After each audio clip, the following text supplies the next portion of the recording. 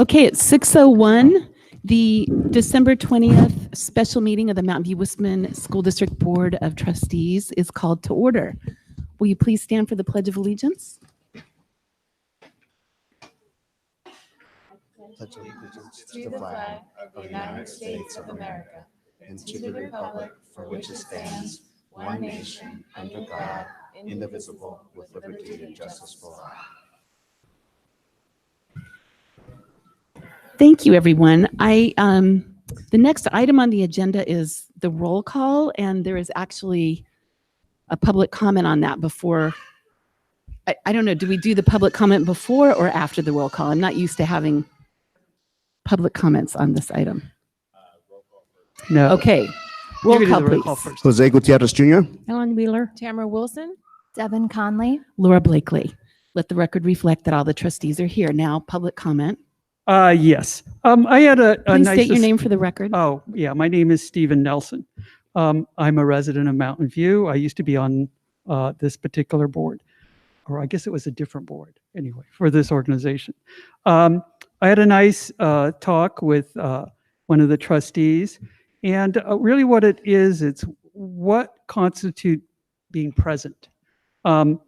The laws for open meetings allow telepresence.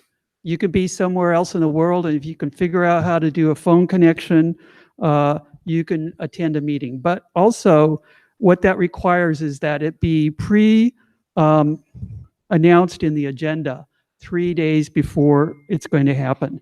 And the other thing is there's a rather stupid requirement for it being posted for 3 days in the place where it's going to be, and it has to be publicly accessible. Well, nobody can really check that, or it's not easy. But certainly when your agenda doesn't have that a member is not going to physically be here, the Brown Act requires that you state that in the agenda, and that it's been usually done before every time I've seen it's happened. It's at the top of the agenda. It's clear where the person is going to be, whether it's across the country or in Sri Lanka. So I would just like all board members to be aware of that. And if you have an agenda, it's a roll call where somebody, it isn't agendized that they are going to be telecommuting, that person really can't participate by voting or commenting in that meeting. Thank you. Thank you. So, Ms. Blakely, I think Honorable Nelson was referring to the November 1st, 2018 meeting, but I see at the top that you all have 818 Shipyard Drive, Wilmington, Delaware. And I'd like to just notice that for the record. I also recall that there was another occasion about a year ago when you were out of town and got stuck in a snowstorm. We had noticed where you were going to be. You would have called in from where you actually were, but the weather prevented you, the inclement weather prevented you from getting to the place that was noticed, and therefore you could not and did not participate in that meeting. Yeah. Thank you. Thank you. Okay, the next item on the agenda is the approval of the agenda. And Trustee Nelson would also like to comment, former Trustee Nelson would also like to comment on that item. So before we do the motion. Yeah, thank you, President Blakely. When the board approves a faulty agenda, what happens, or what does that mean? Today's agenda looks pretty wonderful. The closed session has all the information that it needs to have. There's something called safe harbor language. It seems to have that. But if a board doesn't understand how closed session items are supposed to be described, you get into a problem. So there's been a problem in this past year. I've written to complain about it, and I got no satisfaction. And sometimes what you want isn't what you get. But so I've asked the board clerk and the secretary of the board, I've sent them a letter saying what kind of legal remedy I want to see the board to do. And I've sent in a request to have this agenda item on the January 10th agenda.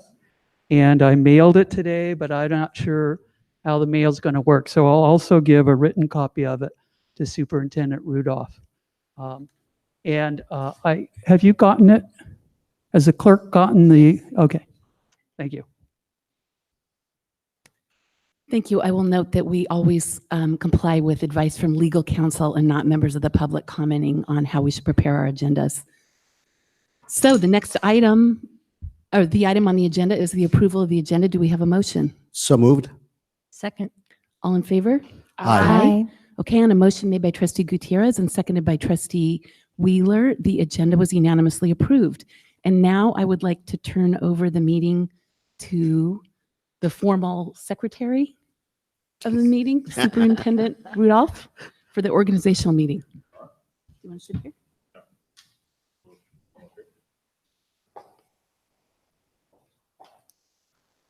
Do you have to read the oath of office? Smile. Yeah.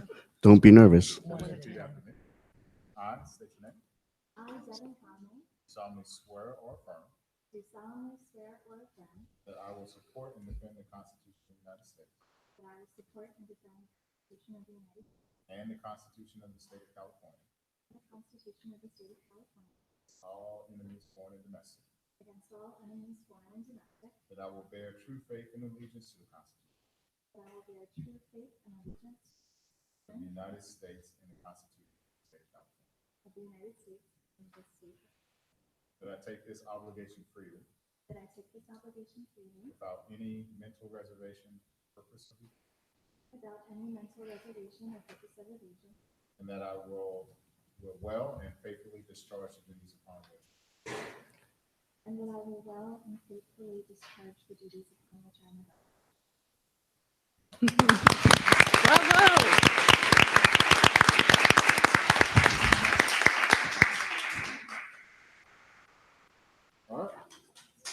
Wait, So I don't we- think you have to swear in both of the Right. elected school board members.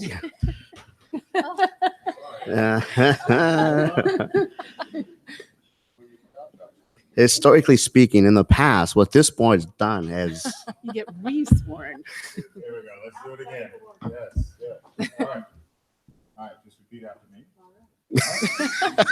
I state your name. Do solemnly swear or affirm that I will support and defend the Constitution of the United States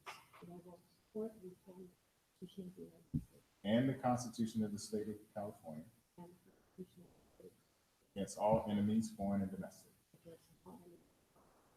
That I will bear true faith and allegiance to the Constitution of the United States and the Constitution of the State of California.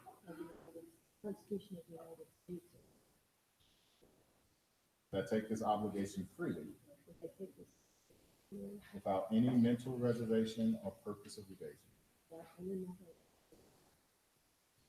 And that I will well and faithfully discharge the duties Well, and faithfully discharge the duties upon which I am about to enter.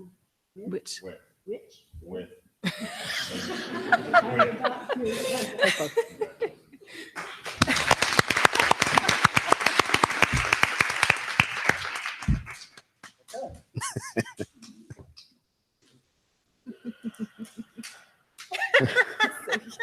Let's clap all night. all right. All right. Calling the meeting to order. First up for the organizational meeting, you need to elect a president. You'll vote. So I would suggest that we do a nomination first for anybody that's interested. Yes. Oh, okay. Sorry. Apparently it's I can't remember what time this is. All right, here we go. So let's do a roll call. Jose Gutierrez Jr. Ellen Wheeler. Tamara Wilson. Devin Conley, Laura Blakely. Let the record reflect that all trustees are present and accounted for. Next up, we need to do an election. Oh, we got to approve the agenda. So I need a motion. So moved. Second. Now that the motion has been moved by trustee Gutierrez and second by trustee Wheeler, all those in favor? Aye. Opposed? Abstained? All right. Now we are to the election. Okay, so we'll start off with nominations. I would like to nominate for president Ms. Tamara Wilson. Second. Are there any other nominations before we start on the voting? All right. We have a motion on the floor for Tamara Wilson to be president. All those in favor? Aye. Opposed? All right. Let the record reflect that Ms. Wilson has passed as president 5-0. And now I'll turn it over to her. Should we trade places? Yep. Okay. I guess.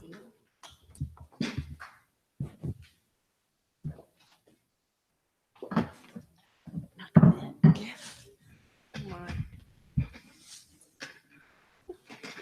That could be challenging. Okay. I don't have to reconvene, right? 'Cause we. Okay. Okay, do I have a nomination for vice president? Yes, and I'd like to provide a little commentary to this. I would like to nominate Jose Gutierrez Jr. as vice president. And there's a couple of reasons for that. One is I think that because he nominated himself last year, that he is interested in this position.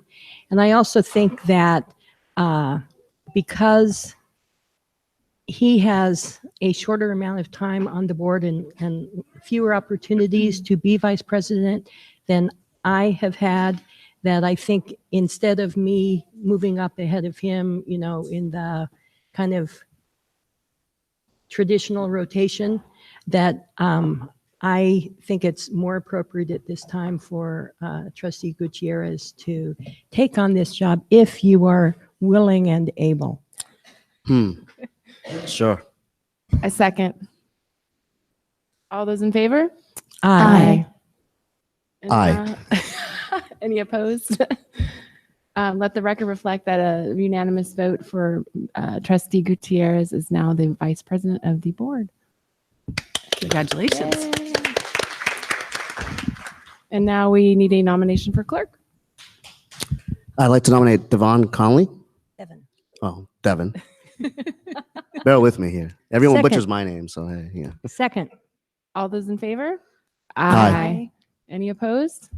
So on a unanimous vote, we have Ms. Devin Conley, Trustee Conley, as the clerk of the board.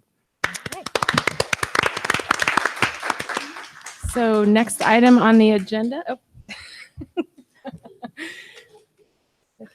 Let's let that one roll out. The next item on the agenda is the 2019-2020 regular board meeting calendar. Does anybody have that up? Sorry. Would you like to take oh, I'm sorry, I shut out that's okay. You had something you wanted to mention in terms of this item? well, I think so, unless it's been modified. I believe it was Do we the need a start motion? time? Yeah. Yeah, do we need a motion first and then I propose a modification, or do you? I believe that the, what's on the agenda said that the regular start time was at 7 PM. Mhm. And I would propose that we move that to 6 PM because our meetings have been going quite long. Okay. Would anybody else like to comment on that, or? So I have a comment. So does that mean that you anticipate closed session items being before that 6 o'clock, or are you just kind of formally acknowledging that we often start with closed session? I mean, it's up to the new president, but I would envision that we do like the pledge and the roll call. And then especially when we're having showcases with schools that are going to be making a presentation, do that first so that the kids can get home for dinner and to bed. And then we move to closed session. And then we come back for the regular balance of the meeting. Because I believe the current calendar says 7 o'clock start time. So that means the full meeting. That doesn't mean post closed session. Is that correct? That was the way I read it. That's how I read it too. So they all say, it says 7 on the new calendar. So I guess the comment is to change that to 6 o'clock. Yes. And I'll say that I'm fine with that. It always seems strange to me that, you know, we say 7 o'clock, or, you know, we publicize 7 o'clock, but our meetings actually start at 6. And I agree with your rationale about students. So do I have a motion on the calendar? So you have a motion to amend the current presented calendar of 2019-20. I would propose that we approve the calendar that was included in the agenda with one revision, that the regular start time, and of course that can vary from meeting to meeting, but the regular start time be 6 PM instead of 7 PM. Okay. Second. Second. All those in favor? Aye.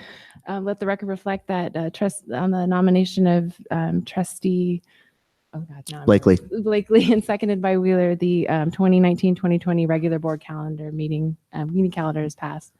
So the next item on the agenda As is modified. as modified from 7 o'clock to 6 o'clock start time.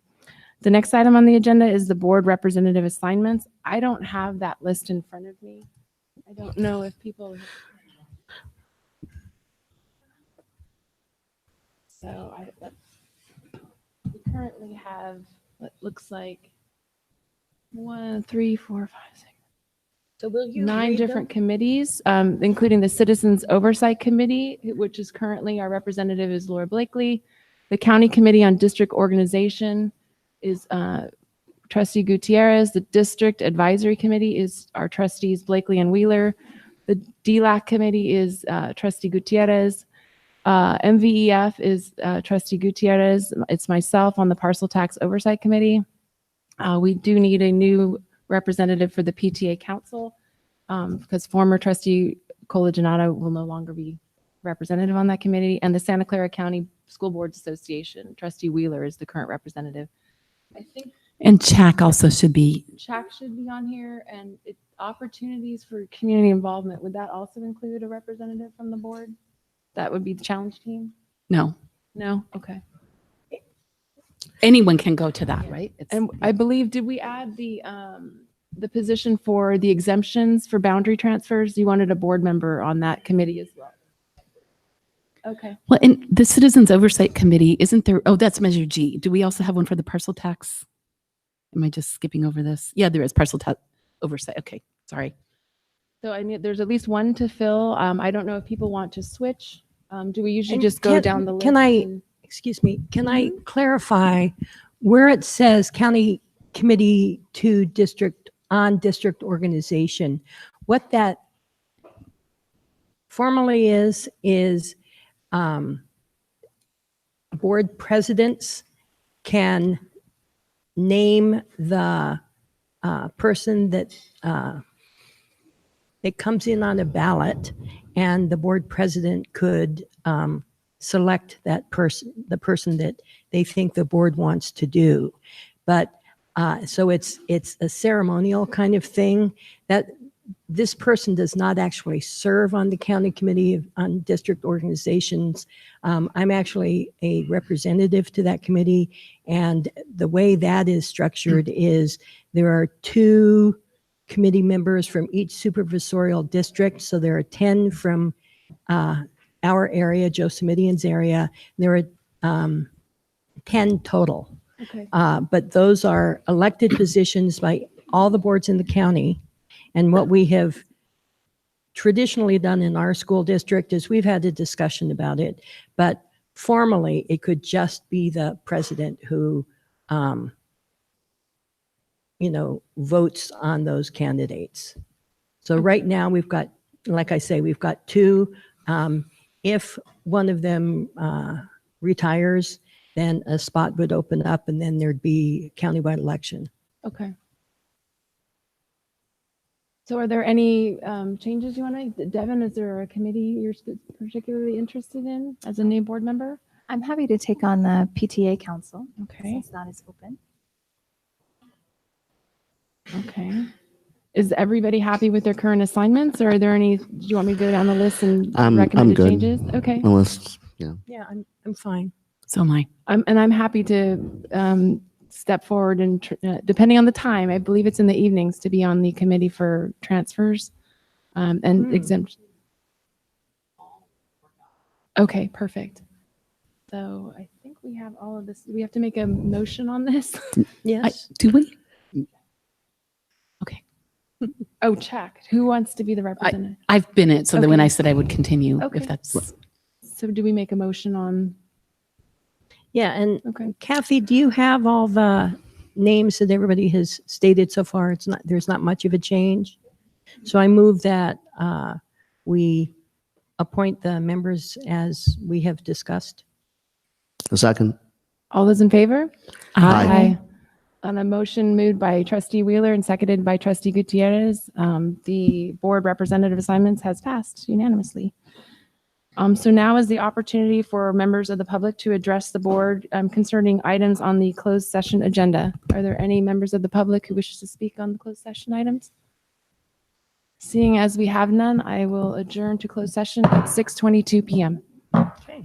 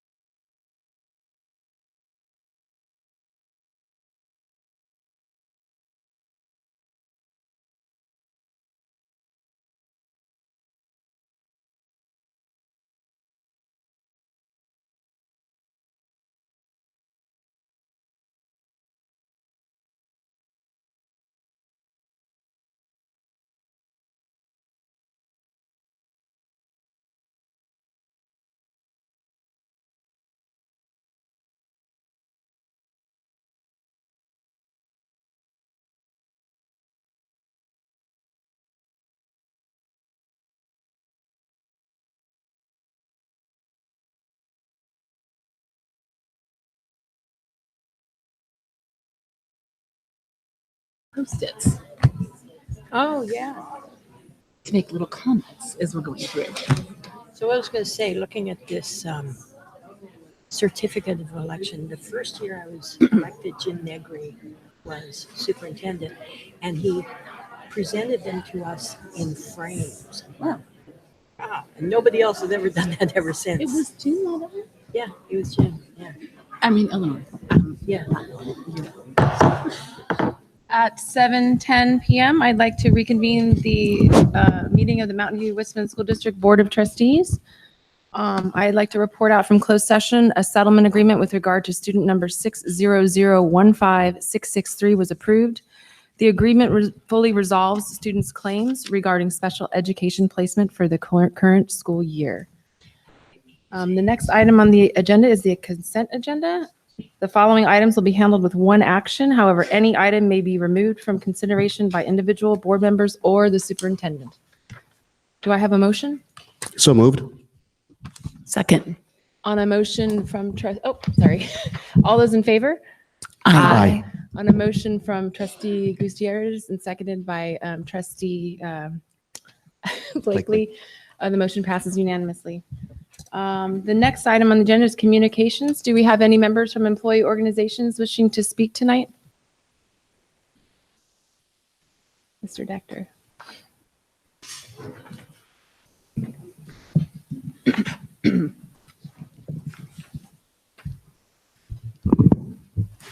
Hello, everyone. Could you please state your name for the record? My name is Sean Dector, and I am the Mountain View Educators Association president.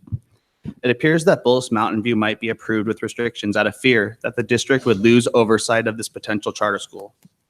After our most recent election, politicians have changed at the state and county levels.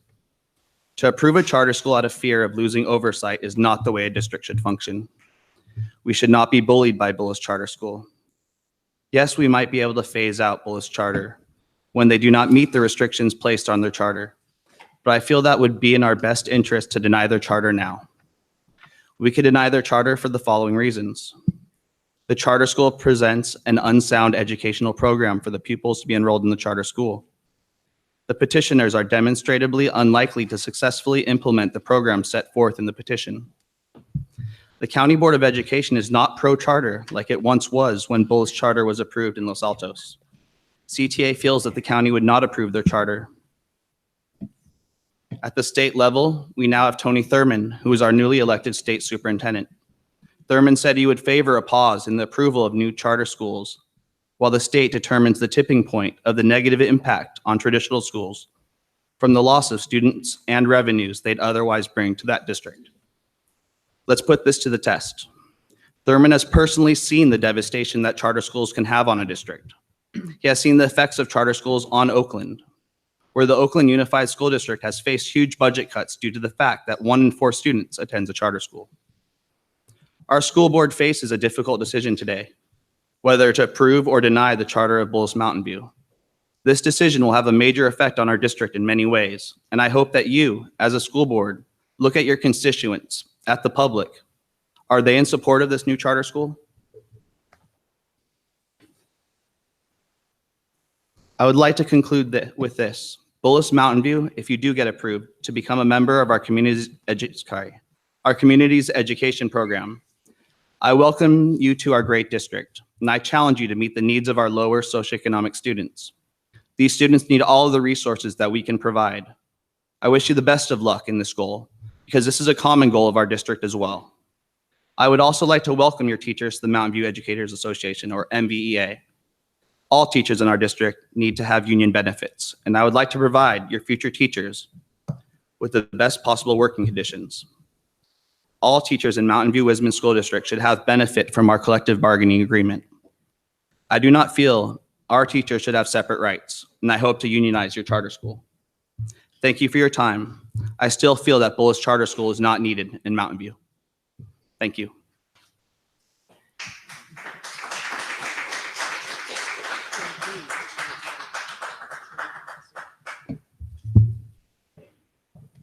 Thank you, Mr. Dector. The next communications group is district committees. Do we have any members from any of our district committees who'd like to speak at this time? No. Seeing as there are none, the superintendent.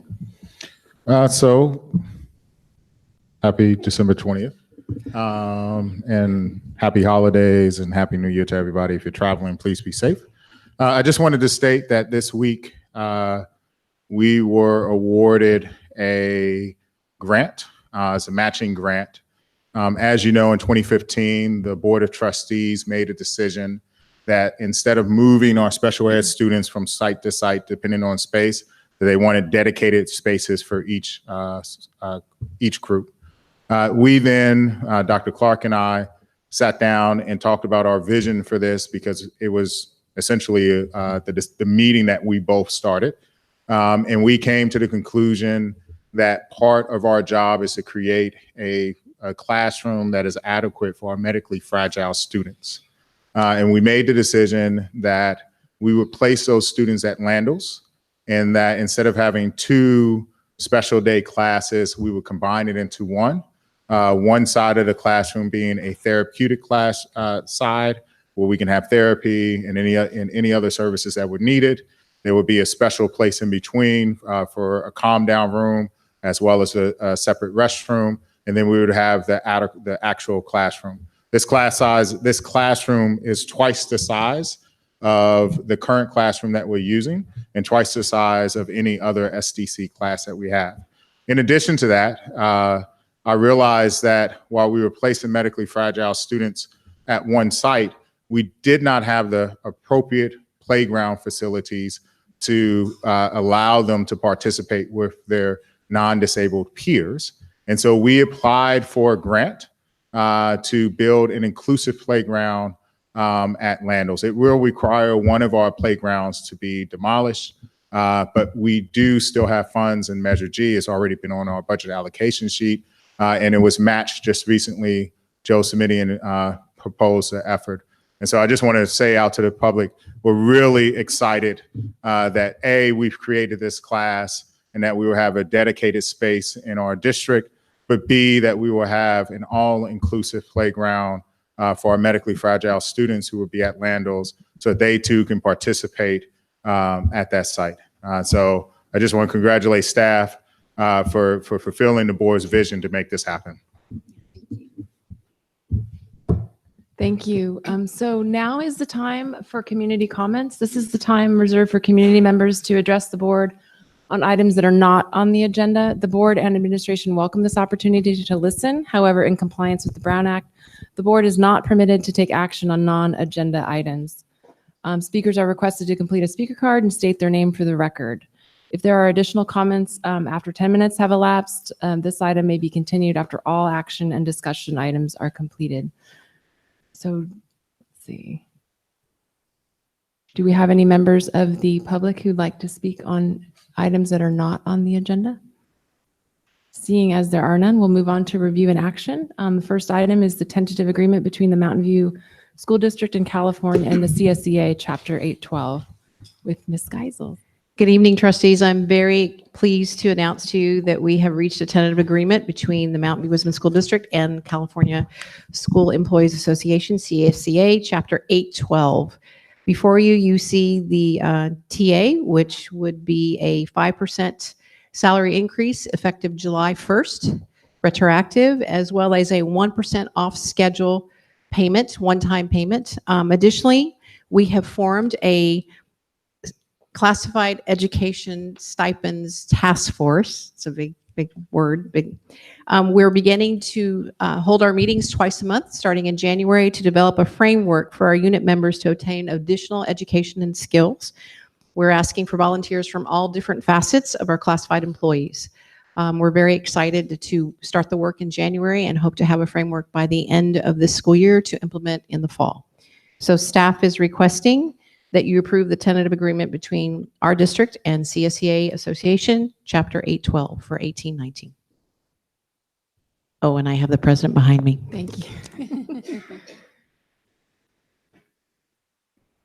Hello, I'm Manny Velasco. I'm the president of CSEA. I just wanted to thank the district and the board. You know, negotiations aren't always easy, but we were able to get through it, hammer some items out. So I really like to thank the district. I think they've done a great job since I've been president, since before. I've been with you guys for 14 years now. I've seen a lot of growth. I've seen a lot of change, and it seems like we always are able to get through it, get through this change. I truly believe in the product that the Mountain View Wisdom School District brings forth to all of the community. And I'm just appreciative that we're able to come out of this, in a positive way. Other districts are looking at layoffs. We're looking at raises, and we're looking for opportunities for growth within our unit. So just wanted to thank you guys and say that we are happy with the tentative agreement that is on the table. Thank you, Mr. Velasquez. Are there other members of the public who'd like to speak on this? Sorry to interrupt. Are there other members of the public who would like to speak on this item? Do you have questions from the board? No? Any comments from the board? Do I have a motion? Sure. I move that the board approve the tentative agreement between the Mountain View Wisdom School District and the California School Employees Association for the 2018-2019 year. I second. All those in favor? Aye. Aye. On a motion moved by Trustee Gutierrez and seconded by Trustee Conley, the motion passes unanimously. Thank you.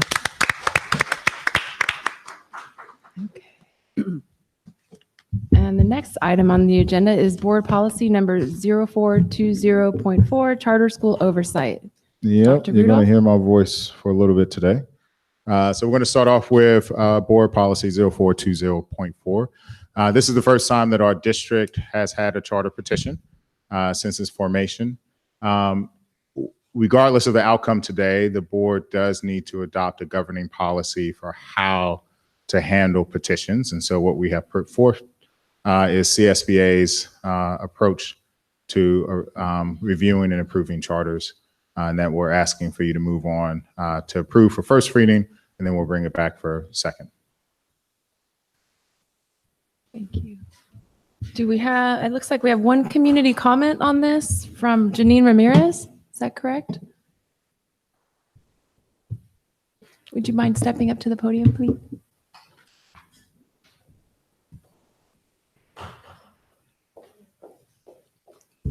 Good evening, thank you. Could you please speak your name for the record? Yes, Janine Ramirez on behalf of the California Charter Schools Association. Good evening, President Blakely, trustees, district staff, superintendent. On behalf President of the Wilson. Sorry? We have President Wilson. Oh, my apologies, President Wilson. Different from the last board meeting I attended. Thank you for that correction. On behalf of the association, I just wanted to say thank you. As the superintendent just mentioned, I realize this is the first time that this district is ongoing in this new partnership relationship with the charter school. And so I just want to make myself available if as you guys are looking at policy, if there's anything that I can do, any questions that I can answer, I just want to make myself available, let you know that I'm happy to set up meetings either with board members or district staff, and however the association can be helpful in that process. And I thank you for that proactiveness of looking into the policy and making sure that that is intact within your policy. So just thank you for that. Thank you. Are there any other community comments on this item? Seeing as there are none, any questions from the board? Yes, can I have a clarification? Who composed this bylaw? CSBA. CSBA. When? Was it this past year, or when was it made? I don't know when they created it. Sorry. Sorry. My understanding had been that we didn't include this in the package of CSBA policies that we've included because we did not have a charter, so we didn't perceive the need to have a policy about it previously. Any other comments from trustees? Do I have a motion? I move that the board approve board policy number 0420.4, charter school authorization at first reading and waive second reading. Second. All those in favor? Aye. On a motion by... No. Okay. On a motion made by trustee Wheeler and seconded by trustee Blakely, the motion passes 4-1 with trustee Gutierrez in the nay. So how we you were, say we were that? discussing earlier, since this is a new role for you, and you're going to be asking us for lots of suggestions and advice, every time you ask for a motion, you should ask if there's any opposition to the motion, which is why trustee Gutierrez was so Salute. assertive in his comment. Got it. Or you can just say all those in favor, And then all those say against. Thank you. You're good. Thank you. It's all good. No worries. All right. So moving on to review and discussion, we have looking at MVWSD fiscal solvency. Dr. Rudolph? So today we're going to look at our fiscal solvency. For some background in our district, the first one is we look towards our strategic plan. And in goal 5.1A, it is the district will maintain a balanced general fund. And then also part of this, I think, which is sort of the elephant in the room, which is that employees will benefit from competitive compensation packages. And I just want to start off by saying, you know, we do live in a very expensive zip code. And one of our concerns is that as we spend down or continue with our planned expenditures, that we're still able to provide competitive salaries. We spent the last 5 years really working hard to bring salaries up so that they are competitive. The board has set that as one of the goals and has defined what competitiveness is. And so we want to be able to continue that, but we also need to meet our fiduciary duties of being balanced. And so the board last year, as sort of a proactive measure, made the decision to maintain a general balance fund in our MYP, our multi-year projection of 17%. And that means that at times we're allowed to spend beyond, or we're allowed to deficit spend during that time, provided that our third year out says 17. And so there's some juggling that needs to take place. And I want to talk about that in a second, but I just want to preface that this has been a planned spin down, and now the good times have come to an end. All right, so first, which I guess I jumped ahead of myself. So the Board of Trustees did in 2014, 2015 make some very concerted decisions in order to change a couple of things. The first one is that the Board of Trustees at that time provided turnaround funding to 2 of our sites in order to improve academic outcomes. On top of that, there was a decision to make sure that our salaries were competitive. And so every year, as part of our now standard operating procedures, we actually conduct a compensation study to just see where we are. And then we also have developed targeted programs to improve all student outcomes, but specifically our at-risk populations, which have been cited with our STAR report, as former trustee Nelson likes to pull out. When the STAR assessments were taking place, there was a very big disparity in terms of the academic gains. And so we wanted to make sure that we started addressing the achievement gap that exists here. And since that time, we have done a lot of things. We have raised salary by 28%. We have added response to instruction teachers. We have revised the middle school schedule. We've restored health benefits to CSEA, or impacted employees. For those who may not remember, there was a 2-tier system in our district. Employees that came in after 2010 only had health benefits for themselves.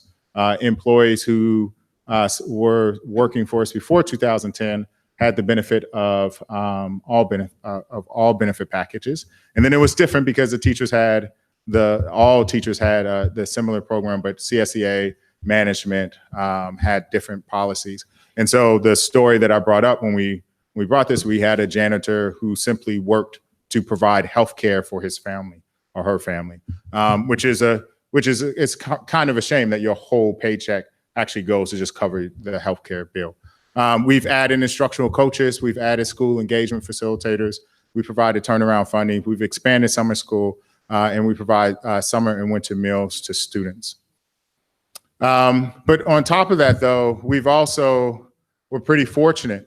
We have experienced some rapid growth in terms of what we call assessed value. And so for the community's understanding, our assessed value is what determines our property tax, is our property tax. And essentially what it is that the state guarantees a certain amount of money every single year, which is your LCFF or your ADA funding. After that, school communities that bring in more receive a different amount. Those are your basic aid districts, which we are. Every year when we're projecting our budget, we look at what our assessed value is. The assessed value is the delta by which we receive funds. So when our assessed value goes up, our revenue increases from year to year. And as you can see, since 2015, we have been on a pretty good tear, one of the highest in the counties, of 12.9, 12.7, and 11.5. It is why we have been able to provide substantive raises, as well as do other programs. But last year, we projected, and we used some pretty good math to sort of understand what the 5-year projection was and to understand what we felt like it would come in at. And we projected 7, but we came in lower than 7%, which means that we lost about $785 million. The problem with that, I mean, $1,000. The 785 million would be a lot worse. But that compounds every single year. So it increases. Now, we are on track. This year, our projection is 5%. So we knew that an economic downturn would be coming. And next year is at 3%. We haven't changed those numbers. But it is worth saying that when a major corporation decides to write off $350 million of unsecured tax assets, it has an impact on the district.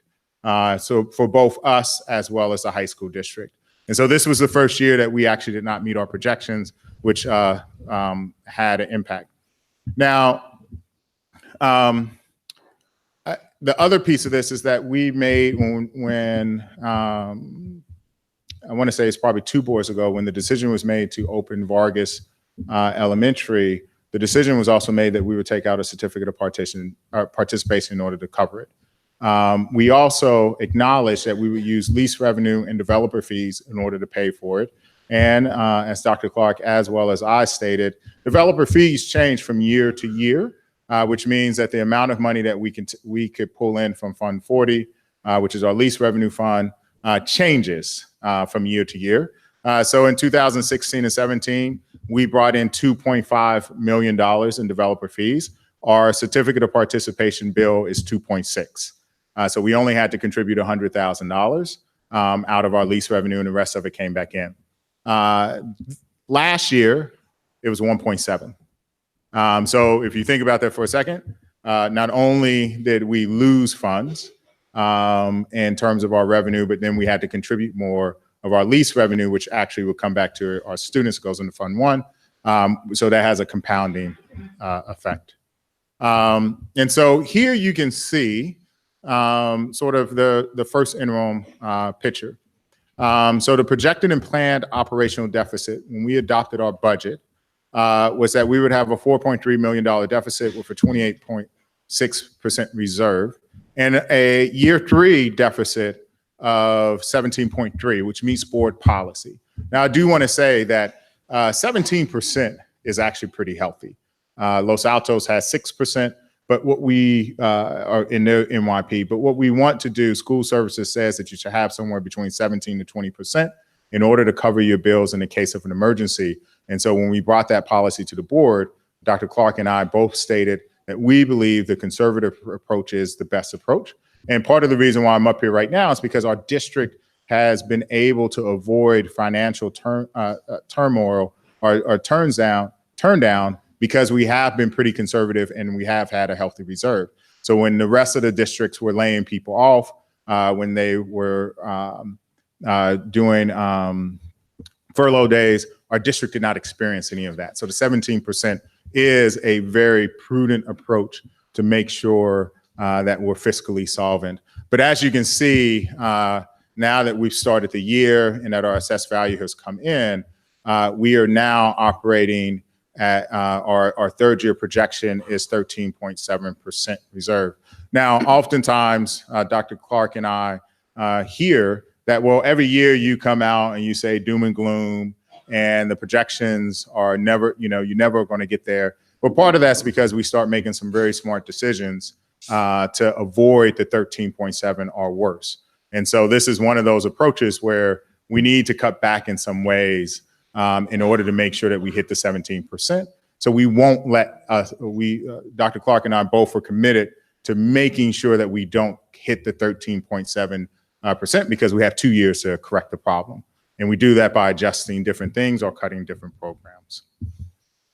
And so just so you can see, you can look at the different costs. So this year, the 5% raise, which we agree that was very fair. It costs the district $2.8 million. The 8-period day is an expensive proposition to implement, but it costs $390. We actually reduced, and I'll talk about this in a second, we reduced several district office staff positions this year in order to maintain our reserves. We moved positions out of the district office. We reduced some vacant positions, or we said that we weren't going to fill them. And so that netted some gains for us. Title I, we had increases in programs, but you can see sort of the expenditures across our big ticket items across the district. And so, as I was talking about before, we were able to find about $1 million this summer when we noticed that the assessed value had dropped. And we wanted to make sure that the tentative agreement that we had with MVEA would be able to hold. So we reduced a bus driver, a bus supervisor, an MOT staff member, an accountant, the RTI coordinator. We had a district translator. We still provide translating services, but we had duplicate services there. So we moved a district translator out of the district office. We had 10 roving instructional assistants. We removed those. And considering that we had vacancies for instructional assistants, it was easy to take the 10 roving and place them in the vacancies that we had so that they would service the kids. And then we also eliminated a secretary, or we essentially moved a secretary out of the district office. And instead of hiring one at the school site, we placed a secretary there. All of those ended up netting $1 million in savings. But part of the reason why we're here is because solutions like this are going to become more and more complicated because there's not much more that we can trim off of the fat in the district office. Additionally, it's important to note that as we're running, so this year we're running a $4.8 million operational deficit. We also have to take into account now, which we did not plan for or not know was taking place, is Bullis's projected revenue that will come in. So you have 1.67 in year one, 2.23, and eventually 3.43 million. These numbers come directly from their petition. So it's possible that the number can be a little bit lower or a little bit higher, but essentially this is what we're projecting, which means that we're now looking somewhere in the neighborhood of depending on the year, $6 to $8 million in operational deficit, which is just completely unsustainable. So if you think about, we were at 13.7% in year 3 now, you can imagine if you add in another $2 to $3 million, the impact that that's actually going to have. And in order for, if the charter is approved later on today, in order for all of us to operate and for the district to remain healthy, there are going to have to be some cuts in order to sustain this. And so a large part of this is, as I told the leadership team, we have champagne taste and a beer budget. And so it is time for us to really discuss what we want versus what we need. And we've had some very frank conversations about that, and now we're bringing it to the board. Because there is a difference between what we want and what we need. We want a lot of things. There are a lot of good things that we're doing. The real question is do we need them? And so we have some guiding questions for the board, which is, which items from our strategic plan should we prioritize? do we prioritize our buildings? Do we prioritize the achievement gap? Do we prioritize all students? Do we prioritize goal 4, which is human capital? Do we prioritize inclusive environments, which is how we connect with our parents? There's a question about whether or not we do across the board cuts or whether or not we do proportional cuts. And across the board cuts means we will cut an amount regardless of the size. So you can imagine if, and I think I'm going to go into this a little bit more. If we were to say that we wanted to reduce our operational budget by 10%, $7.8 million, we cut that across the board because that's now the number that we have to have. That's an across the board cut. It doesn't make a difference whether admin services costs more than business services. Everybody takes a 10% haircut across the board, including the schools. Or do we do a proportional cut, which means that we really look at each department and its expenditures, and then we take a proportional amount out of that department and allow either department or the site to make the decision about what is really needed and how they meet their particular needs. And this one is more akin to using a scalpel versus a butcher's knife. And so a good example of this is Department A expends 6.5% of the general budget. Its proportional cut would be $312,000. That department or that site would be allowed to really dive into their particular budget and to find ways to adjust. It could be by delaying initiatives. It could be by renegotiating contracts. It could be a host of ways, but it's their task to find it. And then, of course, regardless of what the cuts are, we will obviously bring these back on the 24th to discuss it a little bit more. And so I'm going to bring these questions back in a second. But so what has the timeline been? So we started this conversation in November with our leadership team. And then we started, we do have, part of this is because we need to verify how many students Bullis had. So Bullis is sort of intertwined in here, primarily because we want to make sure that if we're going to project a deficit for revenue, we need to make sure that the two are combined. Then we had a conversation with our cabinet about needs versus wants and started talking about how do we want to go through and identify. For those that don't know, you can look on our website to look at what cabinet is, but essentially cabinet is all of senior executives. It is our directors, it is our assistant superintendents and myself that talk about what our needs versus wants. We then turned around and brought that to the principals, and we had a conversation with them about needs versus wants. And now we were supposed to do it on the 6th, but we're going to bring it here at today's meeting to talk about it. And then in January, we'll try to continue the conversation. One thing I will say is that when this presentation was created, because we pulled it down, it was the expectation that we had the conversation on the 6th, which then meant that we would have had a further conversation here, which then meant that staff would be able to turn back around over break and bring back recommendations. We're going to have to move the 10th off of this list because the feedback that you give us today will inform what happens on the 10th, but the 10th's agenda actually goes out tomorrow. So it is very hard for us to be transparent to say, well, here's what we've heard, here's what we're thinking about, here's what we've evaluated when we haven't had that opportunity. So we will bring it back on the 24th with recommendations based off of what board feedback is. We also will have the governor's budget, so we'll have a better picture of our financial picture. And then our goal is by February 7th to really make a decision on what type of reductions we want to do. And then to start working through on how to implement those. And then, of course, after that, we'll have, this starts our budgeting process, which lasts from our retreat, which is on February 9th. And after the board sets its particular goals, drives everything else that occurs, which will conclude, the full picture will conclude in June. And so I'm going to bring these questions back.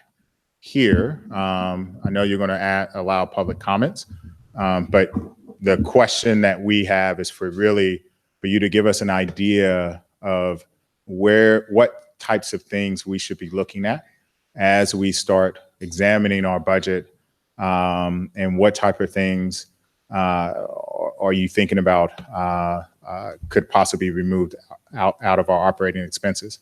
I do want to caution everybody, and this is a challenge for anyone within the organization, is that at first light, when you start talking about cuts, and you start thinking, because this will be about people at some point, it's easy to start thinking about the person and what that person brings to the table. It's our goal to try and make sure that we don't lay people off. That's not what we want to do, but it does mean that we may have to move people around into vacant positions or other positions, or we have to absorb. Or one of the things I think that the board should think about is combo classes. What is the impact of those combo classes? Are they worth it? What type of approaches should we use? Because those types of things actually do save positions across the board. And so I just challenge you not to focus in on, I know this one person does this, and I want to keep this one person here, because there are collective bargaining agreements that govern how we make some decisions, and we have to honor those. So I know it's going to be hard. It's hard for staff. It was hard for the principals, but it is important that we just divorce ourselves from the people and just make the assumption that we're going to do the right thing, and make every effort to keep everybody here, but that we are going to have to make some tough cuts. And it could be that the position disappears, but not the person. The person moves into a different place. So that's always my word of caution when we think about this, because that is a natural tendency to think about how does somebody going to feed their families. I also want to say that it is possible that our assessed value could increase. We track it every month. We look at it. It is possible something can happen, which could change our financial outlook between now and June. It is possible. I know there are conversations about whether or not, if the charter school is approved, that they may delay for a year. It is possible that can have an impact. There are all types of outcomes that could happen over the next 6 months that could change our financial picture. And so I just want to tell people this is really a fluid conversation. So I don't want anyone in 4 days to think that their job has just automatically disappeared and for us to ruin the holidays or the New Year's, because that's not the case. We won't know the full impact of this until we get closer to June, after the governor does his revised budget. That's it. It looks like we have one community comment on this item from Mr. Stephen Nelson.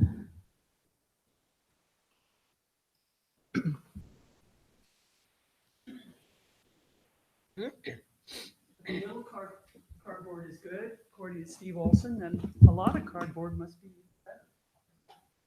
Sorry, I don't have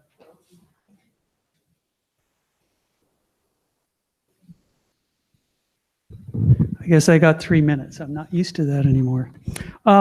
Yeah, one of the things that might happen is sunset on shoreline.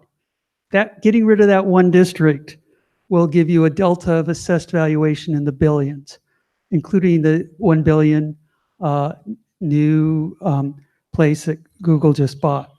But the chance of that happening, I don't think it's going to be in my lifetime. One of the, I wrote you earlier, one of the things I think you ought to do is use option C, B, and C. I noticed the superintendent had already published the wording showing that he thinks option C has already been chosen, but I'll make these comments anyway.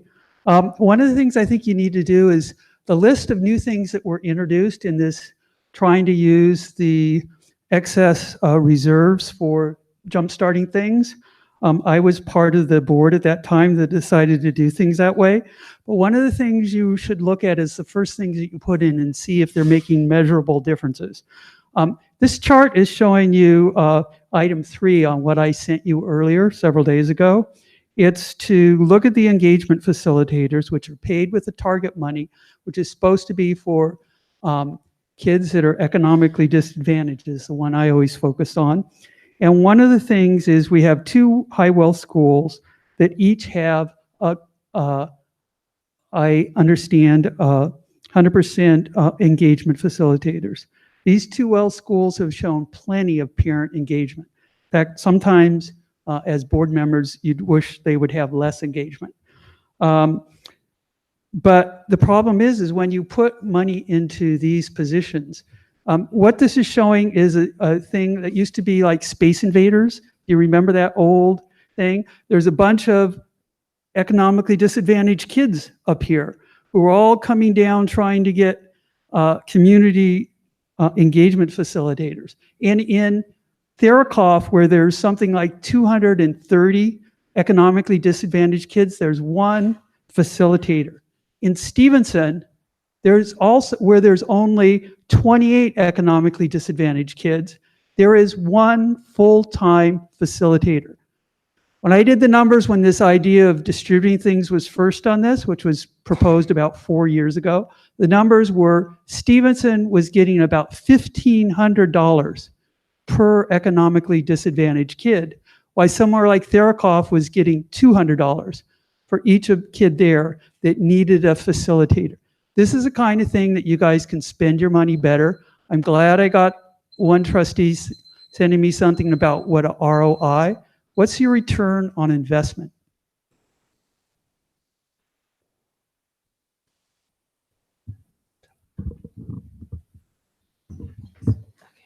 Are there any other public comments on this item? So I'll open it up to board questions.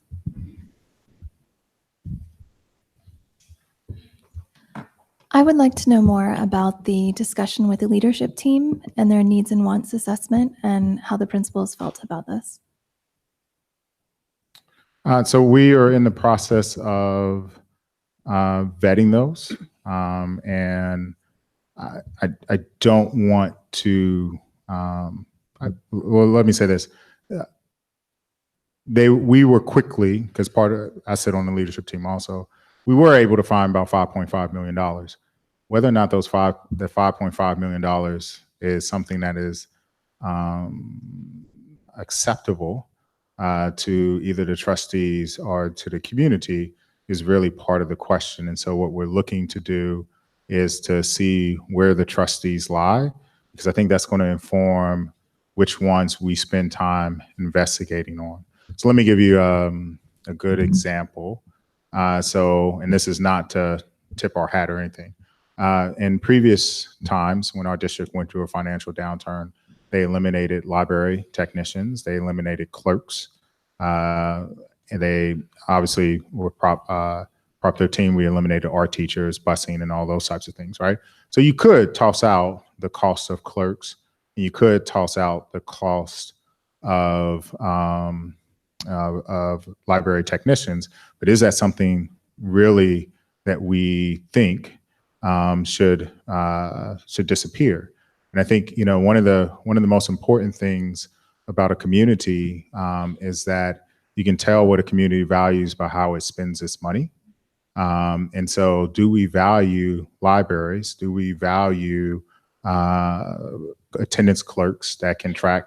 Is that really something that's important, or do we think that falls under something else? And it's not to say that what we value may be different, but it's in the past, that was one of the first things that disappeared. And so some of the ideas that have been tossed out, both by community and by the leadership team, may be things that the community as well as the board really value and think are important for all kids. But I don't want to call it low-hanging fruit. It's just easy to cut, right? Because maybe teachers complain about it. Maybe administrators complain about it. Maybe the district office complains about it. And so it's just, why don't we get rid of this one thing and we just keep moving on because it's an easy price tag. And so what we would like to do is to hear from the board and then come back and say, here's what the leadership team said, because we're going to bring that to you. Here's what cabinet said. Here's what the board says. Here's where we see the synergy. and here's what this is really going to look like, and here's our recommendations. So I don't want to, without knowing where you stand on what items, I really don't want to put the leadership team's ideas out there just yet, because I really want to know what you value first. And I think we're going to hear more from the community as this process goes on about what they value. And I can tell you that MVF has weighed in our meeting. I know that our PTA presidents have sort of weighed in. So I think this is going to be an ongoing topic. And as more ideas come out, I expect more people to state, we need this or we need that, or why does this have to come? And that's going to be the hardest part about this, because it is going to be about what is it that we really need versus what is it that we really want. So if you can just bear with me on this one, I promise you will see their recommendations. Thank you. I have a question on the proportional cuts. Does Yes. it have to be necessarily from the general budget total dollar amount, or can it be a proportional cut by a site level budget? So we, in the spreadsheet that we have, the pie chart that you have, we looked at the site, every department as well as the site is listed. And then we placed the people, the cost of people in each particular department. So you can just see what is how much, site A is spending or receives, or what is their proportion of the particular budget. Cabinet has already started looking at theirs. It could be that, it's not tenable for us to reduce a site budget. We've actually, as we've increased our expenditures, as we've added RTI teachers, we actually reduced our targeted student support money, because the idea is that we're placing a full-time teacher there. And the reason why we did that is because sites, when I first got here, sites were complaining that they had trouble hiring hourly employees to focus on targeted student support money people, or that the quality of the hourly employees wasn't as great as a teacher. And so we then moved to something else. But in order to pay for it, we had to move funds from there. So you can see what the proportional amount is, but we have not went to sites and said, school A, we need you to reduce your budget by this amount. Again, we wanted to wait for what the trustee says. But each director, each associate superintendent, as well as myself, have already started our process to look at where we can reduce our proportional amount. And then in some cases, we are able to go a little bit further, and so we will, in order to help the causes of the sites. Our goal is to, just as we did this summer, is to make sure that our cuts, the sites, the people in front of our students will be the last impacted positions, and that we try to cut everything around. But we do have to be mindful that at some point we may or may not be able to sustain our operations if we continue to cut in that way. Are there other questions or comments from the board? Yeah. So Dr. Rudolph, thanks for your presentation. The executive team, thanks for your help. So, I mean, and this is going to be, it's an uncomfortable situation in general, but we're one team. We work with one goal. It's as simple as that. Whether Bullis is a part of it or not, that's something else. But if they are, welcome. And so these conversations won't be easy. They never will. You always say that you want to work in conjunction with people, but actions sometimes speak louder than words. And in this case, this is not going to be an easy thing to delve into, right? I'm in favor more of looking at it from a proportional perspective. I don't like the approach that we should do across the board cuts, because I think that takes away the essence of what this board's been trying to do the last 4 years. I mean, our board's invested a lot in human capital and after school programs and tutorial centers and outreach and extending the summer school programs and community engagement facilitators, expanding our preschool programs, changing the rules so that we don't get constrained by income limitations, thereby opening it up to everyone who needs the help, primarily targeting students from English language learners backgrounds, right? All the things that Bullis says that they wanted to do, we're doing already. And so we're going to take a hit. In terms of the strategic plan, that's a tough one, because we had this community buy-in where we had members of different neighboring schools and neighborhoods come together along with business leaders to try and address these issues from a different vantage point, which we never had before. Now that we may have the possibility of a charter school, you can kiss that goodbye to a point, right? I mean, a lot of the efforts that we put into it were for long-term planning, with a long-term assessment of value at a certain rate, with a best guess scenario to fund all those things that we needed to fund because it hadn't been done before until now. And I just want to reiterate that for the public, that that's what we were doing. And it's going to be hard to do that. So at this point in time, I'd like to find out from your perspective, board members, from the strategic plan, I know we had goals for this year. I'd like to be able to have the superintendent chime in if the goals that we set for this year are still attainable, if we should put a halt to any of that so that we can re-examine next year's economic situation, because I know some of those also spill into next year's money. And I'm just trying to find out if we should have another brainstorming session to figure out if we should reprioritize what we had agreed to and then where we stand with the previous goals, if it makes sense to continue that or not, because it could be that we don't have enough funding to continue what we wanted to do from our goals of last year and the goals previous to that, because it all ties in. Board members?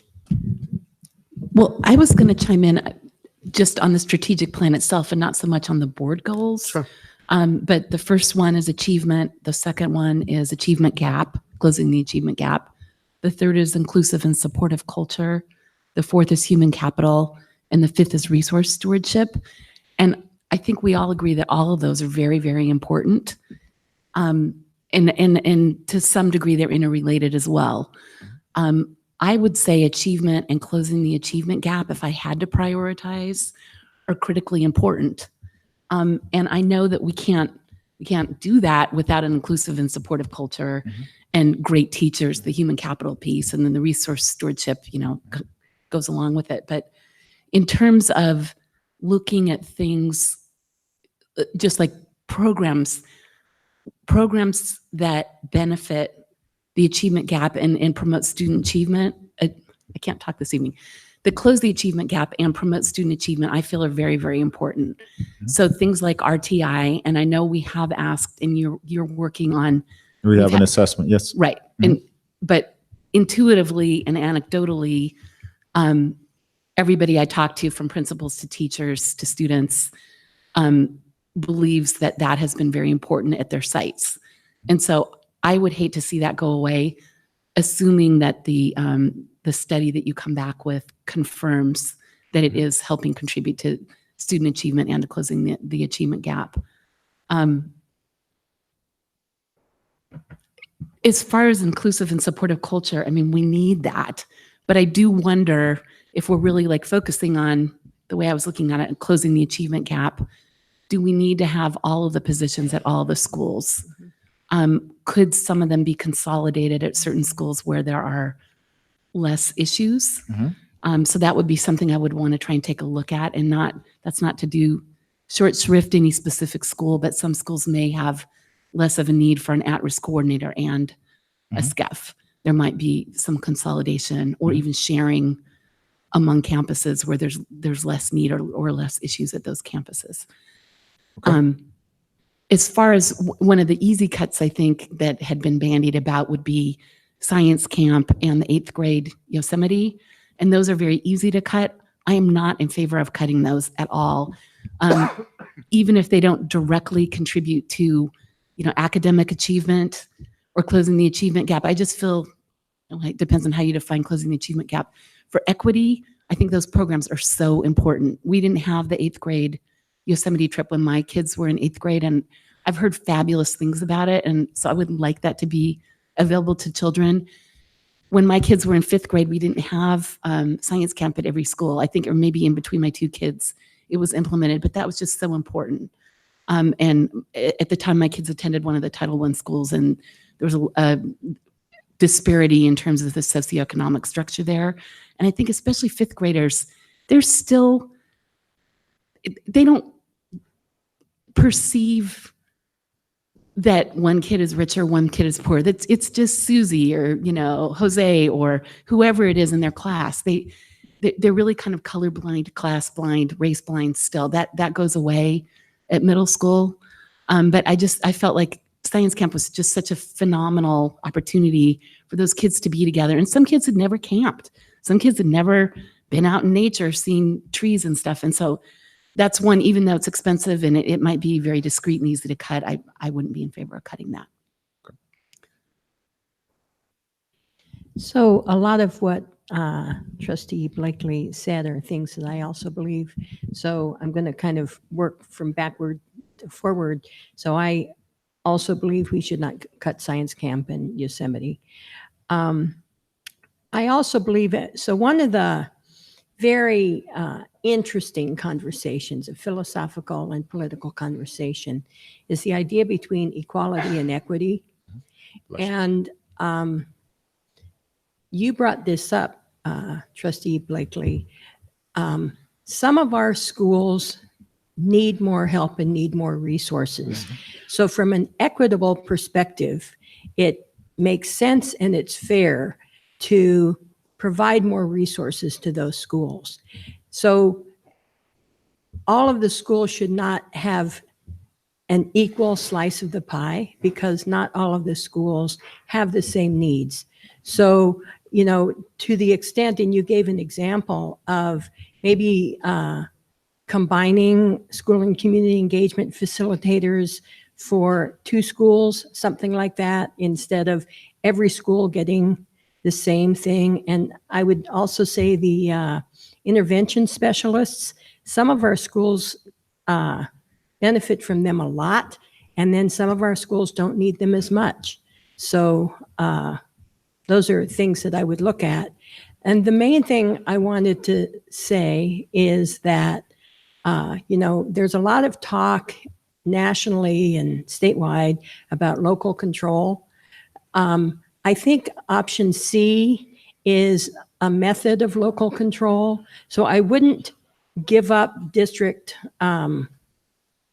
control or oversight, but I think starting with the schools, asking them what they think is most important with their population of students is a really good start. So I like the option C like that. And I also wonder, and I, you know, a lot of people have a philosophy like this too, of sharing when you have plenty, that share with those who don't have as much. So if all of the schools, you know, have the same amount of money, I would hope that some of the wealthier schools would volunteer to offer up some of their, either their position like school and community engagement facilitator to share it, or some other sharing of budgeting. And my sense is that the people that are in leadership positions and the parent community, you know, have that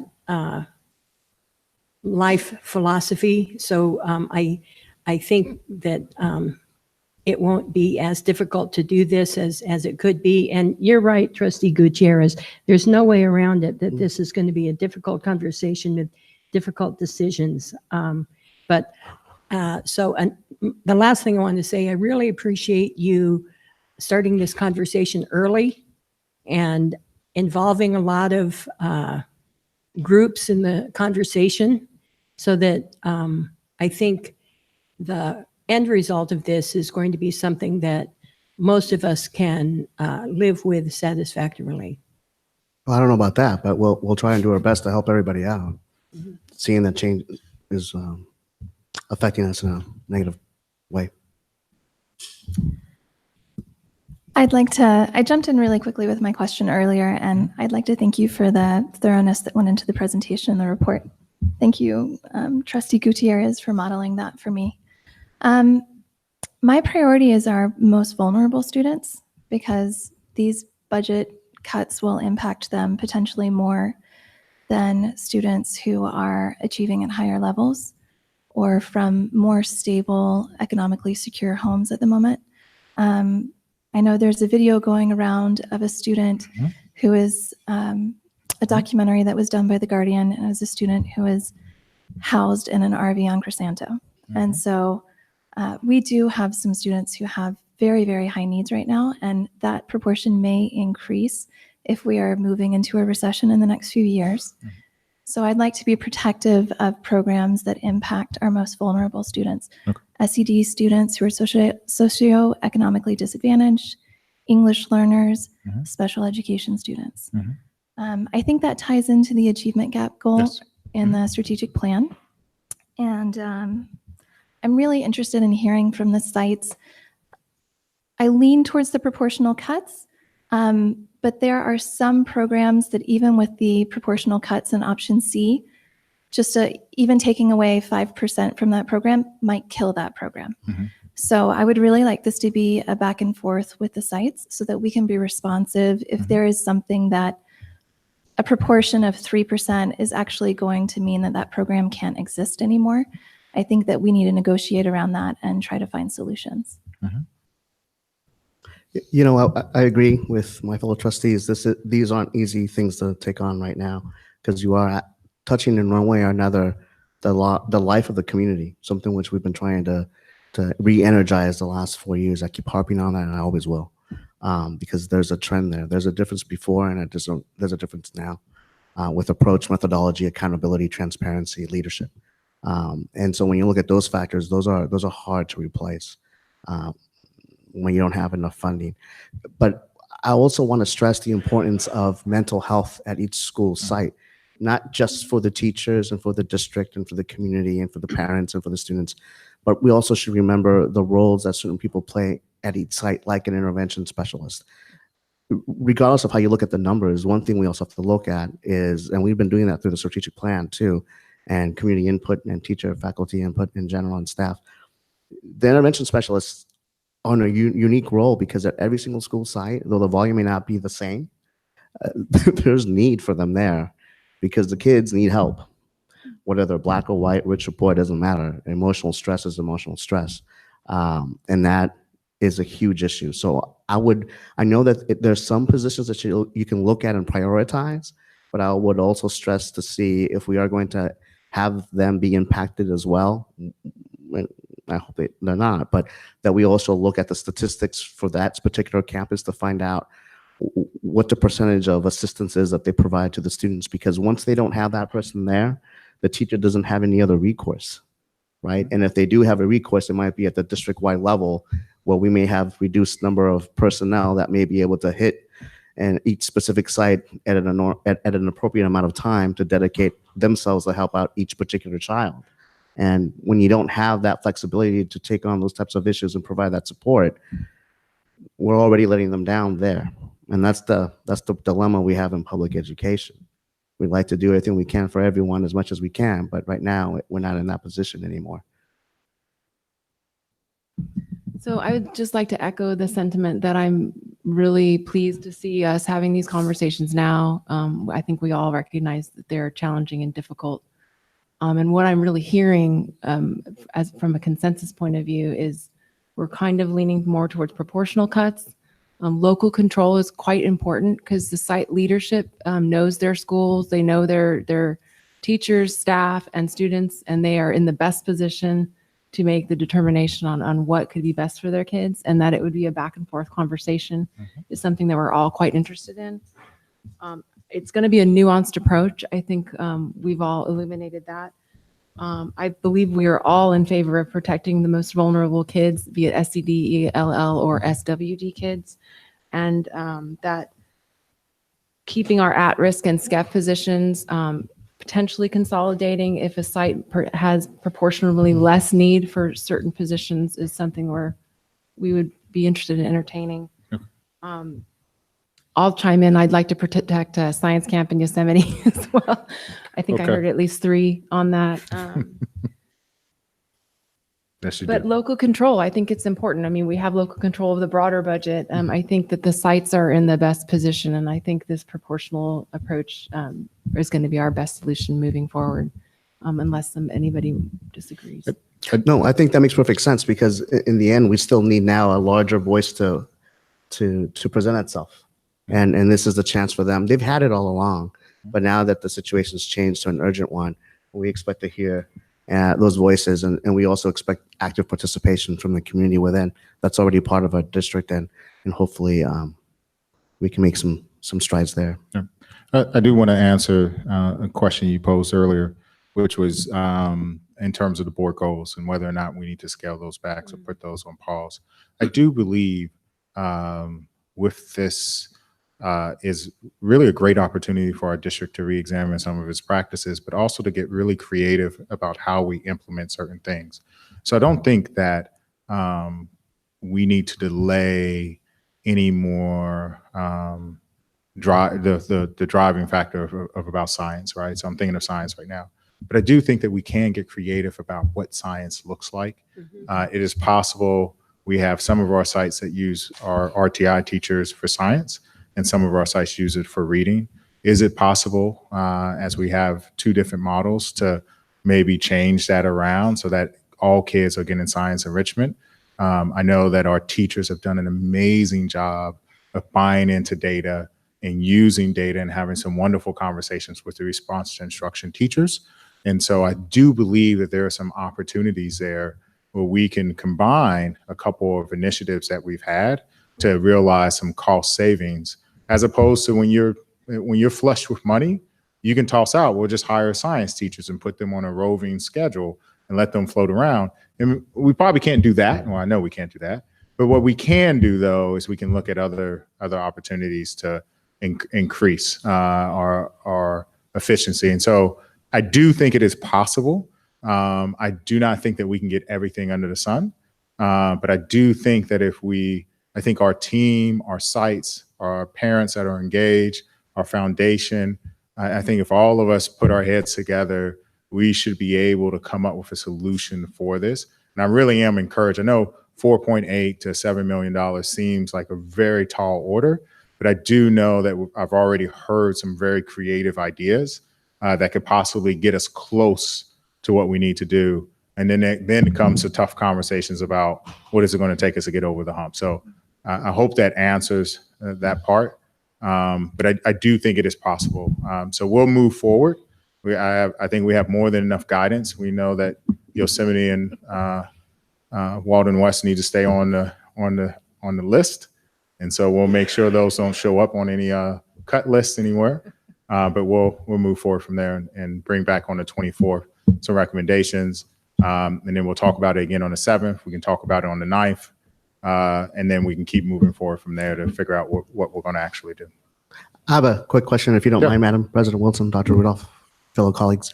So as this process moves on and we do the back and forth, can we expect to have the community from within our district chime in? How would they be able to do that? Who would they be able to reach out to? How would that look like? So we haven't asked the sites to start thinking about this, and we really, the way I envision this is that we really do not want the sites to look at a dollar amount, but we really need the sites to identify what is their need, right? And so some of the things that you stated earlier today was, do we need community engagement facilities at every single site? Well, we should let the sites determine what they need. There is our next presentation is about the dashboard. And so there are some areas where we have some concerns about discipline over the past 2 years. Well, we can use that data to say this site deserves an at-risk coordinator instead of every site deserves an at-risk coordinator. And I think those conversations are what we're expecting to hear from the sites. We can ask the sites, are there other ways that we can reduce our expenditures at your particular thing? One of the things that we did when I came on board, Dr. Clark and I absorbed the copies. Each site used to run their own copiers. And so I think we had like 4 or 5 different Xerox contracts. And so it only makes sense. Our buying power is a little bit better if all of us can do it. So I do think there are some solutions out there. The way I see this going is that we will now take it back to the sites. We'll look at the lists. That's part of the reason why all the principals are here and directors, so they can understand where the board's position is. We'll start looking at their initial list and say, okay, so this one's off the table, because there are a couple that you've already taken off the table. We'll talk about that, and then we'll have them look at what their proportional cut is and see if there's anything that they can do. And then my expectation, especially for the sites, is to have the conversation with the school site council, to have the conversation with the PTA, is to have the conversation with their ELAC to talk about, so what does this mean? You know, does our ELAC community really need this position or need this particular program? Are there ways that we can cut back? Are there ways, even with Parent University, that we can partner with other places so that we reduce maybe some of our offerings? I mean, all of those conversations will come up, and then we'll bring that back to the board and say, based off of what we heard tonight and based off of the conversations that we have, we believe that this is the approach that we have, and get your feedback from there. And then we'll keep going back and forth until we sort of refine a list that may not be the best list, but it's the one that people can accept considering our financial times. And then from there, we continue to watch our budget. And by the end of the year, we'll be able to make a more sound judgment. Because right now, we are sort of playing with the magic 8-ball, hoping that we can predict what's actually going to take place next.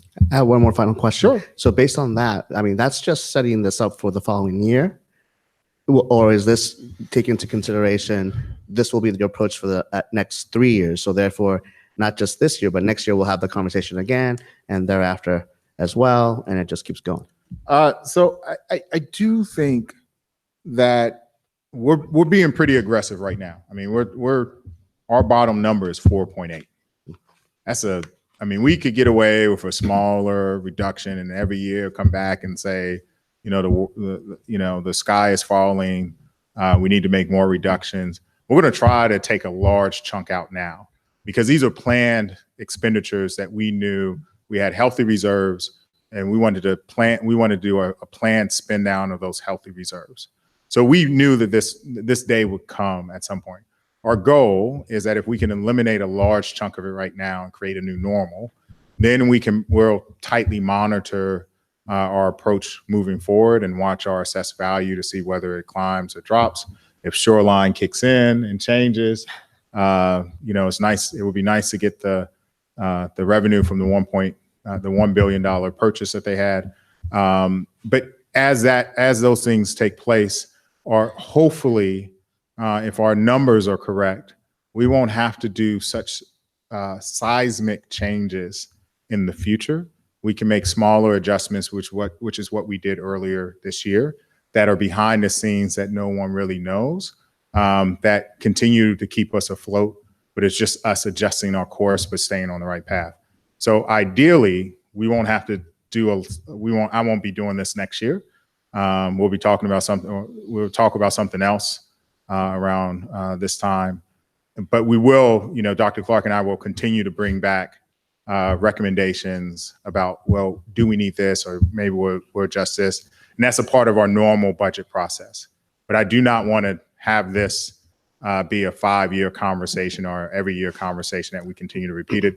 I do believe we have enough manpower and brain power to solve this, to take a sizable chunk out of it right now, especially while we know that these things are existing, and that we were planning on doing this next year. We just accelerated this by 1 year. And so that's ultimately the goal. Thank you. Yeah. Any other comments on this item? I believe we had a request for a bio break before the next item. So at 8:23, we'll do a 5-minute recess until 28. 10. We'll go until 8:37. We'll cut it in the middle. Sorry.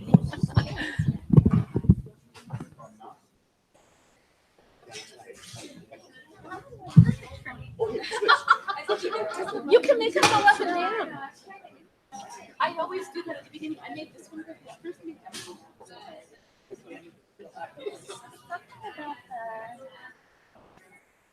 Pull it up and then you have to sit there. Careful, you don't I'm trying that. Oh, anything I don't know. I have somebody on 87 down. Sorry, I can't. That is a good question.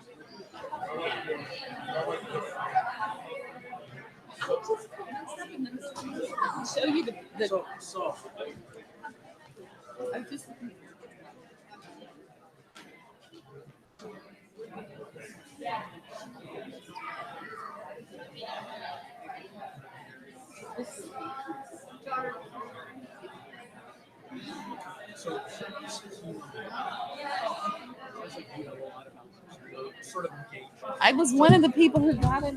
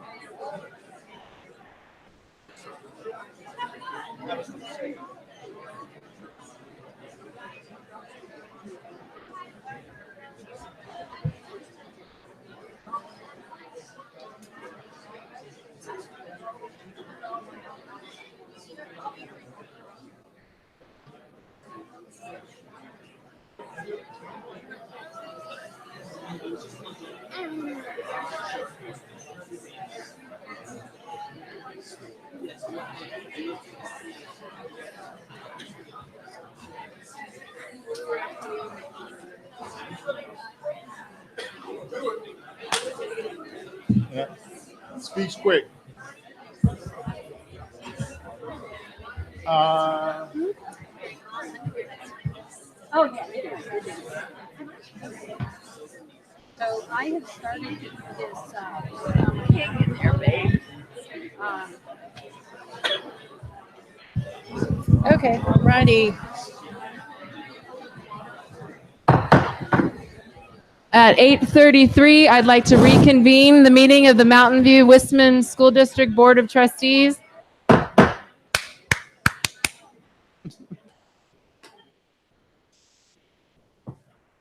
Interesting. Okay. Yeah. Okay, so we have item 11 for under review and action, consideration of whether to approve or deny the Bullis Mountain View Charter School petition. We have 60 minutes for this item. Dr. Rudolph. All right. So before I get started talking about the petition review, I do want to thank the community for their input. We've read a lot of emails. We've heard a lot. We've talked with PTA presidents. We've talked about a PTA council. I've heard from MVEF members. We've heard from teachers. We've met with teachers. So we had a hearing and everything. So I do want to thank the community for their input. We've talked at Superintendent Coffee's or Cafecitos. So the conversations came up, and so I do thank you. I do want to highlight that we've had a lot of input over the last couple of days or a couple of weeks to get to this point. And so regardless of the outcome, I do want to make sure that people understand that your voices were heard, the considerations, the thoughts, the things, the decisions that we've made, took into account the feedback that we received, both in email, both in person, as well as at the hearing and through conversations with the board. So I may forget to do that later on, so I want to just do that up front. All right. And so let's get on with the main show. So let's talk about the petition. The first thing is that ed code, and I'm gonna move fast, 'cause I don't think I need to be up here that long to talk about a lot of things, and I can get long-winded from time to time. So as staff reminded me on this item. So no later than 30 days, we are supposed to hold a hearing. And then no later than 60 days do we have to have a decision. And so from the receipt of the petition, there is the opportunity to extend in ed code the 30 days if both parties agree to the actual extension. So just to review for everybody, we did hold a public hearing on 12/6. We are today officially going to either grant or deny the charter, which is within the 60 days. We did ask for an extension, and that's the extension to January 10th. That request was denied by Bullis Mountain View. So the other thing that takes place with a charter petition is also the Prop 39 request. So Prop 39, as I've stated a couple of times, is really about the facilities and making sure that if a charter school opens within your district and the students are attending from within your district, that you would provide them with what is called reasonably comparable facilities. Bullis Mountain View has made a Prop 39 request. We have evaluated that, which I'll talk about later. And the most important thing is that we have to verify that a charter school can demonstrate that at least 80 students who reside within our district have a meaningful intent to attend the school. It is important to note that if students from outside of our district attend a charter school in our district, those students do not count towards the Prop 39 request. It is only the students that reside within the boundaries of the district that you are in charge with housing. All right, so reviewing the charter and the petition. So there's been this large conversation that we've had these extensive meetings. So I just want to clarify this. I went through my calendar. I've met with Bullis 3 times prior to the petition. We met in 2/24. I did a tour of Bullis during my 100 days. 11/28, I met with Grace Yang to discuss Bullis post account. And then 2/26/18, there was a conversation about the possible expansion. However, that expansion was not predicated on Mountain View. The expansion was we are looking for a district that is willing to partner with us, and that they were exploring the possibility of meeting with multiple districts. So I just want to be transparent that when we found out about the petition was the same time that everybody else found out about the petition, which was, and I know Kevin's here right now. Kevin gave us a call, said, "Are you aware that there's going to be a petition to Mountain View?" Since then, we have met with Bullis a couple more times, October 3rd, October 14th, as well as November 14th.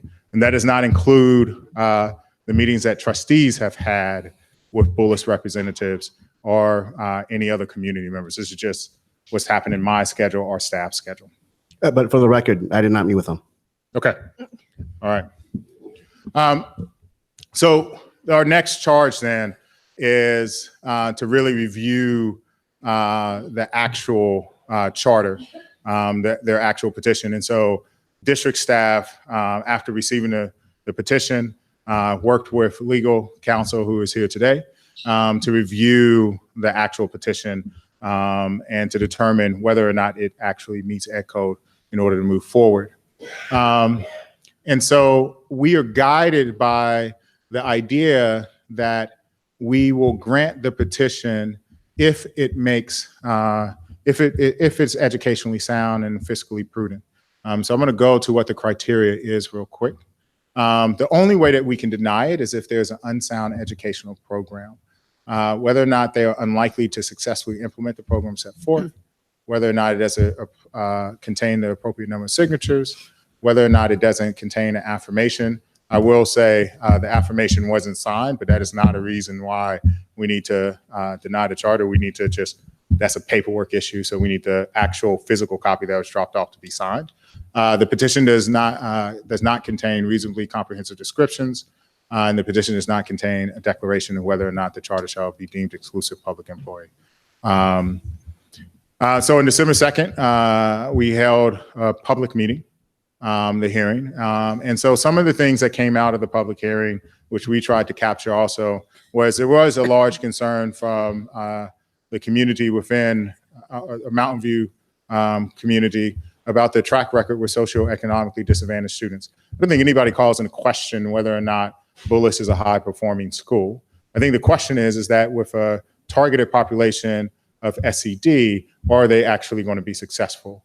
And that's always a question across it's a question that we get asked all the time as a school district. So I'm not trying to say that this is anything that is revolutionary or that's different, but Bullis stated in their petition that they have an expressed intent of focusing on SED students, and their model or the number of students that they have at their original, the flagship school, does not demonstrate that they have had an opportunity to work with SED students. There's also was a concern about the outreach to larger community, including the district's ELACs, PTA, and parents. That one came large and clear and was brought up by several trustees about the need to do more outreach with the Spanish-speaking communities, which is the exact same community. You know, oftentimes when we talk about socially economically disadvantaged students, it tends to be a catch-all for a couple of races. In our community, socioeconomically disadvantaged students happens to be synonymous with Latino students. It also happens to be synonymous with our Latino EL students too.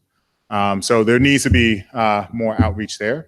And there's a concern about whether or not they will have the ability to reach their targeted demographic. Part of this was brought up because Los Altos does have, while it's not a major socioeconomically disadvantaged population, there is a disparity between the SED population or from a percentage-wise in Los Altos, as well as SED population at Los Altos. I'm not doing that because I'm saying y'all. It's just my natural approach. So if y'all was sitting over there, it'd be a totally different group. In terms of that, there's also the Prop 39. So Bullis did provide us with with verifications or the intent to enroll. And I need to point out the intent to enroll does not mean that they are guaranteed spots within the school. They still have to go through the lottery process. One of the things I will say is that we have yet to have the lottery process fully documented. And so it's hard to determine what that actually looks like. But that is something that was brought up. They did provide enough numbers. They had 144 students that are parents who express intent. There is a penalty if they are 25 students below, or 10%, which carries a weight of about $2,000 per students. And we did make efforts to verify their residency for Prop 39. So what are our findings? So first, we'll start off with Prop 39. I think it's the easiest one. So Prop 39 is interesting because every month there is sort of a conversation that has to take place. A large part of that conversation is based off of whether or not you believe that the numbers are adequate or not. After we did our verification, we have determined that they actually do meet the Prop 39 requirements. They have more than 80 students that have a meaningful interest. And so there's no need for us to go back and forth about the verification of students. What we need to do is move into the facility analysis, which is due on February 1st to Bullis. And so that offering is based off of where the students are located. And then also their request was for a contiguous site. Our initial approach is always to look for a contiguous site if possible. And then if not, then we would look at a solution like what Los Altos has, which is the possibility of it being at multiple sites. So we have to do it. One thing I will say is that when you look at, and we provide, I think this is also in the presentation this week, when you look at where the students are coming from, they're splattered all throughout the city. The largest number comes from the Shoreline, Lando's attendance area, which is 22. And so it's kind of hard to pinpoint a particular site that actually meets the need. If it was all concentrated to one particular area, then you try to find a site within that area in order to go to make the offering. I do understand that part of this Prop 39 request, Bullis has requested for them to be closer to the demographic that they wish to serve. That is a little bit hard, especially around the Castro area, because there are already 2 schools there on a site that really is not built to house 2 schools. And I don't mean that in an offensive way. It's just, I think anybody that is at Castro or Mistral will say that there are logistical issues about having 2 schools coming and going at any given time. And so the next part of this is, so we've moved past the Prop 39. We're continuing to do our analysis of a particular site. And so now we come to the recommendations and our findings. And so the best way for staff to approach this was for us to look at what were the major findings, what were the big ticket items that we felt like were important, and to approach those, as opposed to, I mean, we could nitpick and find 1,000 different things at any given time and put that in front of the petitioners. And at the end of the day, that's not really going to get us closer to what the solution is. So we chose what are the biggest items based off of what we have read, seen, as well as what we heard from the community and trustees in their deliberation. And so we have 5 different items that I'm going to talk about. The first one is the governance. And their petition, many, if not most of the members who are stated to be representatives on the board actually come from the Los Altos area. There was one member that was initially identified as a Mountain View resident. That is an area of concern for us, as well as there's been some conversation about whether or not Bullis Mountain View operates independently from Bullis Los Altos.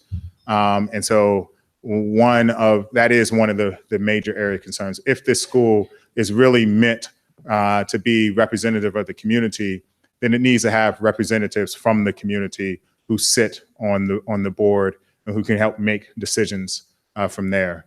And so our recommendation is to address potential conflicts of interest, governance controls, and to ensure local participation in BMV's governance.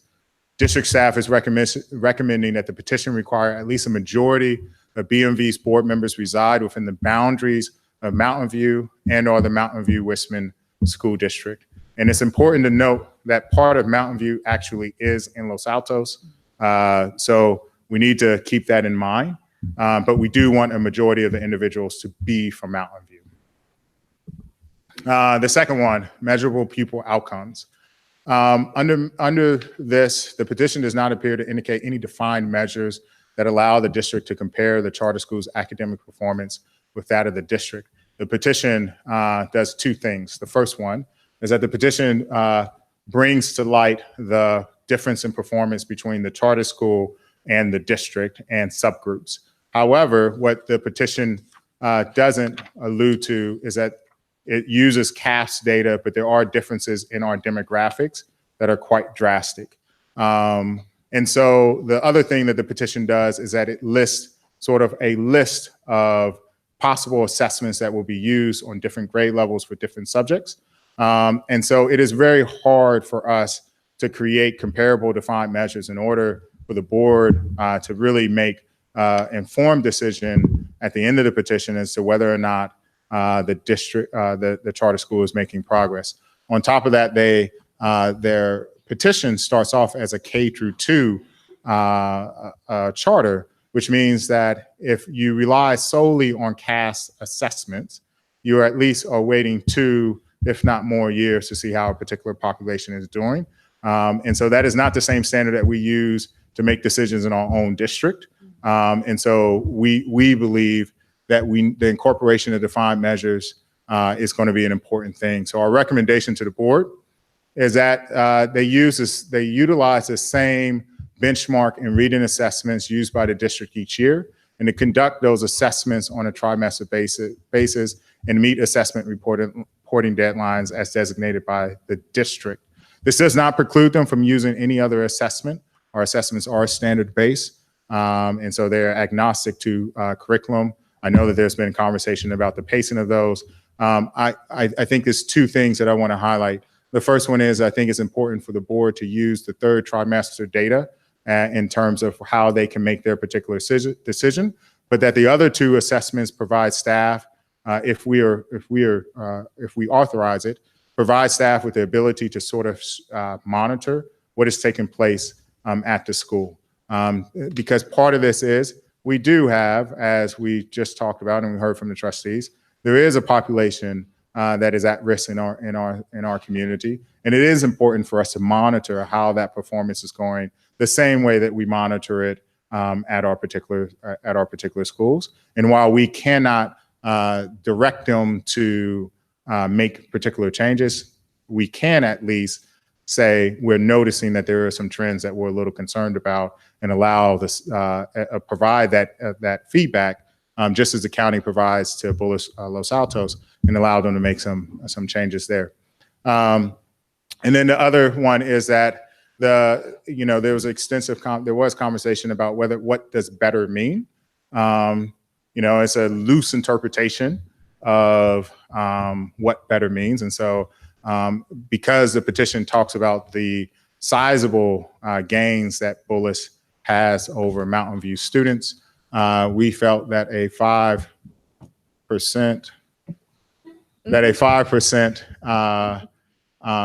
5% improvement over the district is important as sort of proof in the pudding. Again, I believe that this assessment, this isn't about every benchmark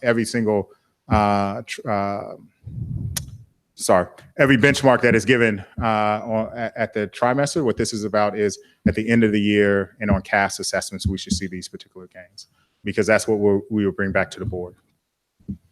The next one is that the budget narrative appears to utilize inadequate estimates, free and reduced lunch, English language learners, and EL.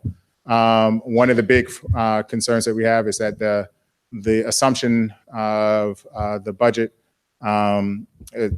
if I'm correct, in the petition calls for $600 contribution for Title I students. We only give $400 and I think it's $20 or $12, something like that. So there is a difference between the two. And so we shouldn't allocate more for Title I students at one site than what we do for any of our sites. So our per pupil expenditures need to change. That's a simple mathematic fix that can be done. I don't know if Bullis had privy into what that looks like, but we do think we looked at our numbers this year. The district's free and reduced lunch population is currently sitting at 42. Our EL rate right now is at 24, and our socioeconomic disadvantaged students sits at 35%. And so we are recommending that the charter school does a couple of things. The first one is it revises its budget assumptions to utilize the revised assumptions. It indicates the BMV's enrollment rates should at least be equal to those of the district. The petition's Title I estimates be revised to reflect the district's per pupil allocation of Title I, and that by the end of the school year, Bullis submits a revised budget containing the assumptions. That is important because in August, if the charters are approved and the school opens, in August we start making payments. And so we want to make sure that the payments that we make are the right payments and not based off of unsound numbers. The second one, which is probably one of the biggest areas that came up amongst parents. Upon review, most of the parents or guardians who have signed the petition expressed a meaningful intent. About 59% of those are families who signed the petition reside outside of the identified zones that Bullis states that they are targeting. They stated that their target is within the Montaloma, Darakoff, and Castro boundaries.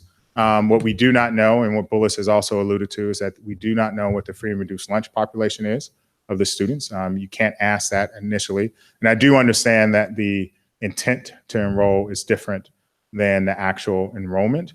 But we want to make sure that there are, as a couple of people have brought up, if the goal is, if this is truly about socioeconomically disadvantaged students, then that should be the number one focus for the school. And that should be the first priority for the school. And so we are recommending, the first one is 2 changes to their boundaries, or not their boundaries, to their enrollment process. The first one is that students who are eligible for free and reduced lunch meals and who reside within the attendance boundaries of Castro, Therakoff, Montaloma elementary schools be afforded first enrollment preference for the charter school. The second one is that students who are eligible for the free and reduced lunch price meals and who reside within Mountain View be afforded the second enrollment preference. We believe by changing this, it will help Bullis's stated goal of reaching SED students versus allowing a district-wide process to take place. The next one, finding 5. The petition indicates that BMV is amenable to enter in an MOU with the district and outline specific obligations, operational responsibilities, and legal relationships. We find and we understand that this is something that is very typical as a part of the process. Bullis Los Altos actually has an MOU with the Santa Clara County. This is it's almost standard operating procedures. And so if the charter is approved, then both legal counsels will work on finalizing what the MOU is, and that we will be able to bring those back. So as part of our recommendation is that to outline specific obligations, operational responsibilities, and legal relationship, we recommend that the board require BMV to enter into an MOU. And so ultimately, I guess you can see where the tenor of this is going based off of the findings and the recommendations that we have. So what is our final approach? There are some things to consider. I know that our union president has brought this up. And this is, part of the reason why Congress functions or does not function is the ability to whip votes and understand where people's positions lie. We have not spent a lot of time talking with Santa Clara County, nor have we spent a lot of time talking with the representatives of the State Board of Education. We do know that that 7 of the State Board of Education members actually will remain on the seat. So it is possible that either Santa Clara County or the state would approve the charter. And that is something that staff had to consider. That is something that the community has weighed in on. It is something that I've heard from trustees. And so then that leads to question B, which is whether local oversight of a charter school provides a benefit to the district and the community, or as our colleagues next door have, is there benefit for allowing the county to provide oversight, or even the state? Which then leads us to question C, is does being the authorizer allow the district to hold BMV accountable for meeting its outlined goals for the charter? And so our recommendation is, considering the aforementioned questions coupled with the comments made by the public at the hearing, district staff recommends that the petition and the recommendations set forth herein be approved by the board for a 3-year term beginning in July 1st, 2019 through July 30th, 2022. June. Oh, sorry, June 2022.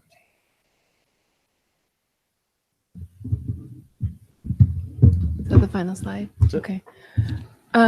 So it's 9 o'clock now, and I have 23 comment cards from the public on this. Do I have any recommendations in terms Can I say that, I'm 24. and we've had some conversation about this kind of thing over the years.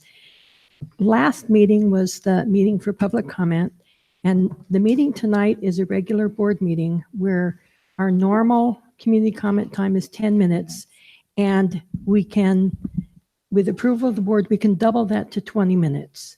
So I am in favor of doubling it to 20 minutes, but to anybody who came here tonight expecting to make extensive comment, your turn was 2 weeks ago. Tonight is our discussion and action on this item, and I would like to have our, you talk about the Congress, you talk about regular order, have regular order of community comment. So I would move that we double our community comment to 20 minutes, and however you want to divide the cards, I leave that to you. Are there any other suggestions? I would second that motion. And I think that people that are commenting, I mean, I'm assuming you would give them each 1 minute 1 minute, I think. at each. max. Yeah. But I would encourage people, if somebody else has already had your comment, to just come up and say, I agree with the comment about X, so that you can preserve the time, so that hopefully all 24 people would have an opportunity. And we can also remind everyone that if you don't get to speak, you know, you can email us as well. We read every single email that comes our way. We don't shy away from that. So make yourselves heard that way as well. I also believe that members of the public who have submitted cards could cede their time to another person. Absolutely. So if there were 3 people who had very similar comments and they elected one person to speak, would that person have 3 minutes as opposed to 1 minute? They could, again, we have 24 cards in 20 minutes. So it's hard to divide that up, but certainly that's an option. Yeah, so I'm going to read out the first 10 names. If people could go ahead and line up to expedite the process. The first was a request because we have a final exam tomorrow. So Rafael Vioa, would you please come up, followed by Trish Gilbert, Emily Stats Hislop, excuse me. Sorry if I butcher your name. Bill Harkin, Kelly Y, Amina Hurd, Wendy Yu, Allison Ma, Bertha Alarcon, and Jared Jordan. The first 10 people, please line up at the podium and we'll get started. Raphael? All right. Hello, my name is Rafael, and I'm a current student at Los Altos High School in 9th grade. I attended BCS. Could you speak more into the microphone, please? Oh, okay, sorry. Thank you. I attended BCS from 7th to 8th grade. My family speaks Spanish at home. So at BCS, I was involved in an English learner program. BCS really helped me prepare for high school. At Bullis, the teachers were there for me and really wanted me to succeed. I got more individual attention at BCS to help me understand the topic more, and specific support in my reading and improving my English really helped me. One of my focused learning goals was to study more, pay more attention, and complete all of my homework, and that helped me now to be successful in high school. I think having a school like Bullis in Mountain View will help students because the teachers there would want you to succeed and have a good future while helping each individual student with focused learning goals. Thank you. Good luck on your final. Yes. Hi, my name is Trish Gilbert, and I'm a parent in the Mountain View Wisman District. Though Bullis boosters tonight will likely be popping champagne in Los Altos, what we're witnessing here is not cause for celebration in Mountain View. It would be a sad day for Mountain View students and our neighborhood schools if Bullis is approved. To the students and parents in Mountain View, I say I'm sorry charter laws favor charters. I'm sorry you only need 3% of parents to be in favor to get a charter approved. I'm sorry BCS hasn't tried to increase SED numbers in their own district, as the county has asked them to do several times, and so they've bullied their way into our district. And I'm sorry in doing all of this, Bullis made Mountain View parents the bad guys as we tried to give our students and schools a voice in the process. The Mountain View Wisman School District was not interested in Bullis expanding to our district. Mountain View parents pleaded with Bullis not to open a school and instead partner in other ways. What we heard back from Bullis via social media, news outlets, and private meetings equated to too bad, there's nothing you can do to stop us. So once again tonight, it's not cause for celebration. With time, I think BMV will cause collateral damage. Thank you, Trish.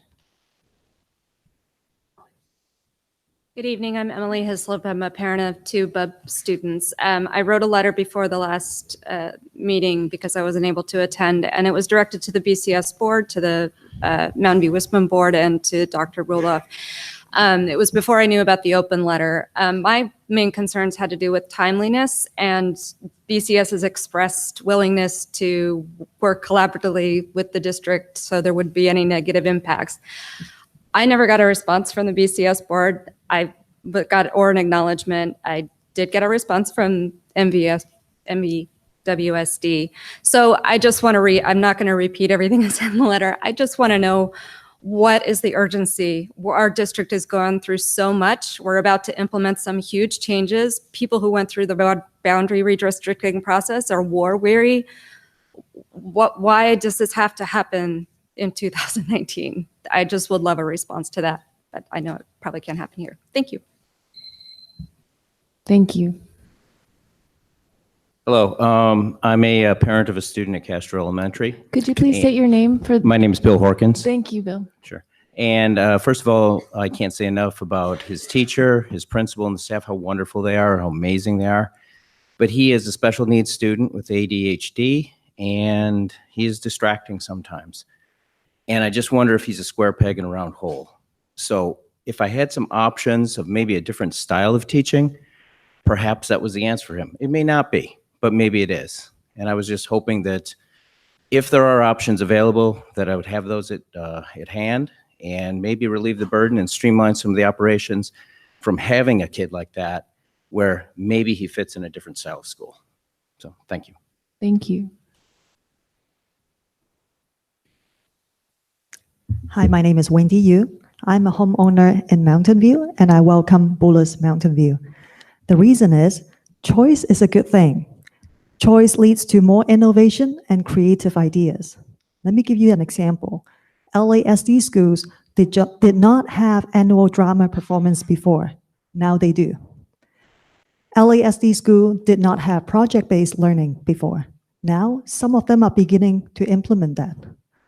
Since students from both Los Altos and Mountain View schools belong to the same high school district, higher performing Mountain View schools will strengthen incoming student quality for Mountain View and Los Altos High School, benefiting the whole community.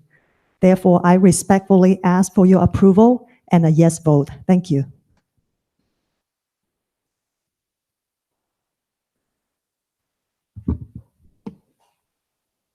My name is Allison, and I am an 8th grader at Bullis Charter School. I've been attending Bullis since 4th grade.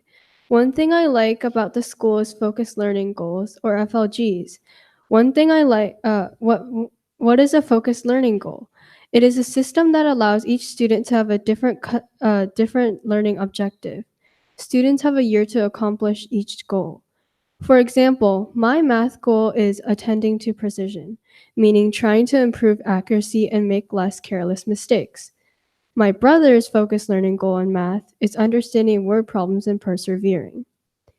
In addition to academic goals, we also get to set a personal goal. For example, mine was to have 2 bake sales to raise money for charities, while my brother's was to improve his soccer kicks. After all of our goals were set, we would have an FLG conference, which was led by our teacher. Throughout the year, I would work on my FLG and try to accomplish it. The FLG process has taught me to work hard to achieve my learning Thank you, goals. Allison. If you want to send your full write-up to the board, please email us with it. Thank you. Good evening, everyone. Could My you name please- is Berta. oh, sorry. My name is Berta Larcon. I am a board member of Bullis Mountain View. I am resident in Mountain View. I had to change everything that I wanted to tell you because I have 2 boys, teenagers. One doesn't need any extra, but the public education. The other one is struggling in school. His health improved so much when he came to Bullis. It was a hard time for the family because his health was deteriorating.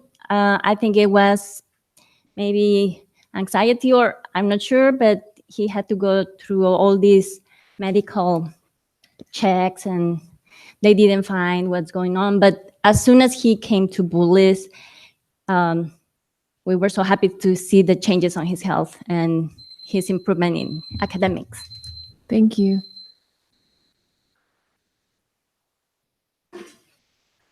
Good evening, everybody. My name is Amina Hurd, and I'm currently an 8th grader at Bullis Charter School. I've been here since kindergarten, and throughout my entire time at Bullis, I've just encountered so many nice and teachers who are willing to answer any questions, and that really helps foster the skill of asking for help in the young students, which is very essential to later schooling because asking for help means you'll be able to know content better if you don't know it as well beforehand. So I would like to just kindly request that you approve the Bullis Mountain View petition so that this skill that is instilled in so many young students at Bullis currently can be instilled to a wider range of youth. Thank you. Thank you. Before the next speaker comes up, I'm going to call the next 10 people so we can keep things moving, if you don't mind your patience, sir. Could Alexandra Kara Chathan come up, followed by Saran Sue, Stephen Sue, Janine Ramirez, Alex Pan, Jennifer Anderson Rossi, Danielle Wang, I'm not sure, Iraz Zerdan, Lynn Reed, and Victoria Yu, please. Thank you for your patience. No problem. My name is Jared Jordan. I live in Mountain View. I'm a parent of 3 children, 10, 7, and 4. And 2 of my kids went to Lando's from the age of, or from kindergarten to 4th grade. And then up to last year, we took them out. So I have a kid, my youngest kid would go to Lando's, or next year if it was, or Bullis Charter maybe. And what I'm here to say is that when I think about my school and our experiences at Lando's, we love the community and we love the people there. But what we really needed was a place where our kids had something a little bit different. We needed a place where our kids had maybe the option of project-based learning. They weren't way outside, like my kid didn't have ADHD but he did have a different way of learning. And my oldest son, we found that he was just a little bit ahead of the curve and he would have enjoyed a little bit more. So we're in favor of the Bullis Charter. Thank you. Good evening. My name is Kira Chatwin, and I am currently in 8th grade at Bullis Charter School. This is my 6th year at the school, and the formative experiences that I have gained throughout my time at Bullis have really changed my perspective of the world. Students at Bullis periodically participate in PBLs, or project-based learning projects, from as young as kindergarten up until they graduate in 8th grade. These projects are meant to have students use critical thinking skills to solve a real-world problem. From kindergarten through 8th grade, these projects focus on a wide range of subjects, from historical events to animals to current events. All of these projects not only develop the students cognitively, but they also allow the students to gain a better understanding of the world around them. My experience with PBLs has allowed me to increase my knowledge of the world and prepare me for when I will have to solve similar problems later in life. My experiences at Bullis have been unforgettable, and I believe that by spreading Bullis and its meaningful message, more students can be positively impacted in ways that they will never forget. Thank you, and I hope that Bullis Mountain View can become a reality. Thank you. Good evening. Good evening and happy holidays to everybody. My name is Sarah Sue, and I'm a current 8th grader at Bullis Charter School. I feel that I have greatly benefited from my experience at Bullis, with dedicated teachers and a supportive community. I remember that in my first year at Bullis, I only had a few friends, and among them was my teacher, Miss McReynolds. To this day, we still exchange conversation when we pass each other in the hallway, even though it has been 5 years since she's last taught me. Looking back at my past 5 years at Bullis, I have been so fortunate to get dedicated and truly caring teachers year after year. At first, I thought that I was just lucky, but now I realize this was no coincidence because this is a well-run school. Another significant facet of the Bullis curriculum is the way they cultivate a child's independence, responsibility, and self-advocacy. One way they do this is by offering the students an opportunity to join co-curriculars, which allows them not only to pursue their personal interests, but also the opportunity to take on a leadership role by joining student council. This co-curriculars program is only one of the amazing opportunities that Bullis offers. I hope that you will strongly consider approving the BCM plan. Thank you. Hello, my name is Stephen Su. I'm Sarah's dad. So I just want to share my from a parent's perspective. So, when I first enrolled my child at Bullis, I was kind of nervous. Both my wife and me are engineers. So we don't know if we're going to fit or not fit. So like when your daughter come home and telling you, I love my teacher, I was like, wow, she had used like, but she never used the word love. So she has attended Kingdom daycare since 2 years old. And she has at least half dozen until that point. But love, what's going on? So apparently her room teacher was teaching them how to recognize, instead of imposing rules, she was teaching the way the kids to recognize rights and wrongs by themselves. So actually that really resonate with the whole class. Thank you, So sir. all the kids actually. I'm going to have to ask you to, okay. we're running lower on time. Thank you. Good evening again, President Wilson. Jenny Ramirez on behalf of the California Charter Schools Association. We appreciate the positive staff recommendation for the approval of this charter, as we agree that it is a strong petition and will bring great opportunities for all students and effective programming for Mountain View students. Trustees, we ask that on this evening, you please approve this recommendation as recommended by the staff as approval, but allow the opportunity for the specifics of the MOU and the recommendation to be fully worked out between both entities, which is Bullis, Mountain View, and Mountain View Wisman School District staff. We think with ample time, then we can come to an agreement that will be beneficial to all students. We also ask that an approval of the full term for the 5 years. As I shared in a letter that I sent a few days ago, it is standard best practice. And so we think that 5 years allows the opportunity for the improvement and the impact to be demonstrated through the data. Thank you so much for your time. Thank you. Alex Pan? Good evening, everyone. My name is Alex Pan. We have 3 kids. They all either went to Buddhist Charter, and 2 of them, they are still attending Buddhist Charter. So my oldest started as just eighth grader. She actually is like an artist. She joined the choir team, and she also joined the marching band team in Mountain View High, which is actually the skills that she picked up at the Buddhist Charter School at 8th grade. So she's very happy about making so many friends, and she still remembered her first project that she developed in Buddhist Charter was to design a whole new school to utilize the innovation. So it was like a 3 students project. She's very happy about the outcome. Thank you, sir. Thank you. Jennifer Anderson Rossi? Good evening. Thank you. I'm Jennifer Anderson Rossi, founding head of school, lead petitioner. And I just want to say thank you. We're very grateful to all of you for the diligence that you put into this process and value the feedback from the staff report. I shared responses in the BMV email to you, and we are happy to be partners with you and work together. We are confident that the concerns raised can be addressed through the implementation of a shared agreement. And as I also wrote, we believe a 5-year term is beneficial for both the district and BMV and will allow the time to show a consistent track record and also is a standard throughout the state. I also want to note that an approval with recommendations effectively ties our hands to certain items. We were told that we could negotiate. So we are asking for you to uphold this by negotiating the details within the MOU. Thank you. Thank you. Daniel Wang? Hi, thank you for your time. My name is Daniel Wang. I am the father of 2 daughters, incoming kindergartner and 2nd grade, and we live in the Wisman School District. We live in very divided times right now, and that's why I feel Bullis Charter's education curriculum will help prepare the students for a more solid community type of setting, because a lot of the students work together with the mixed ages and whatnot.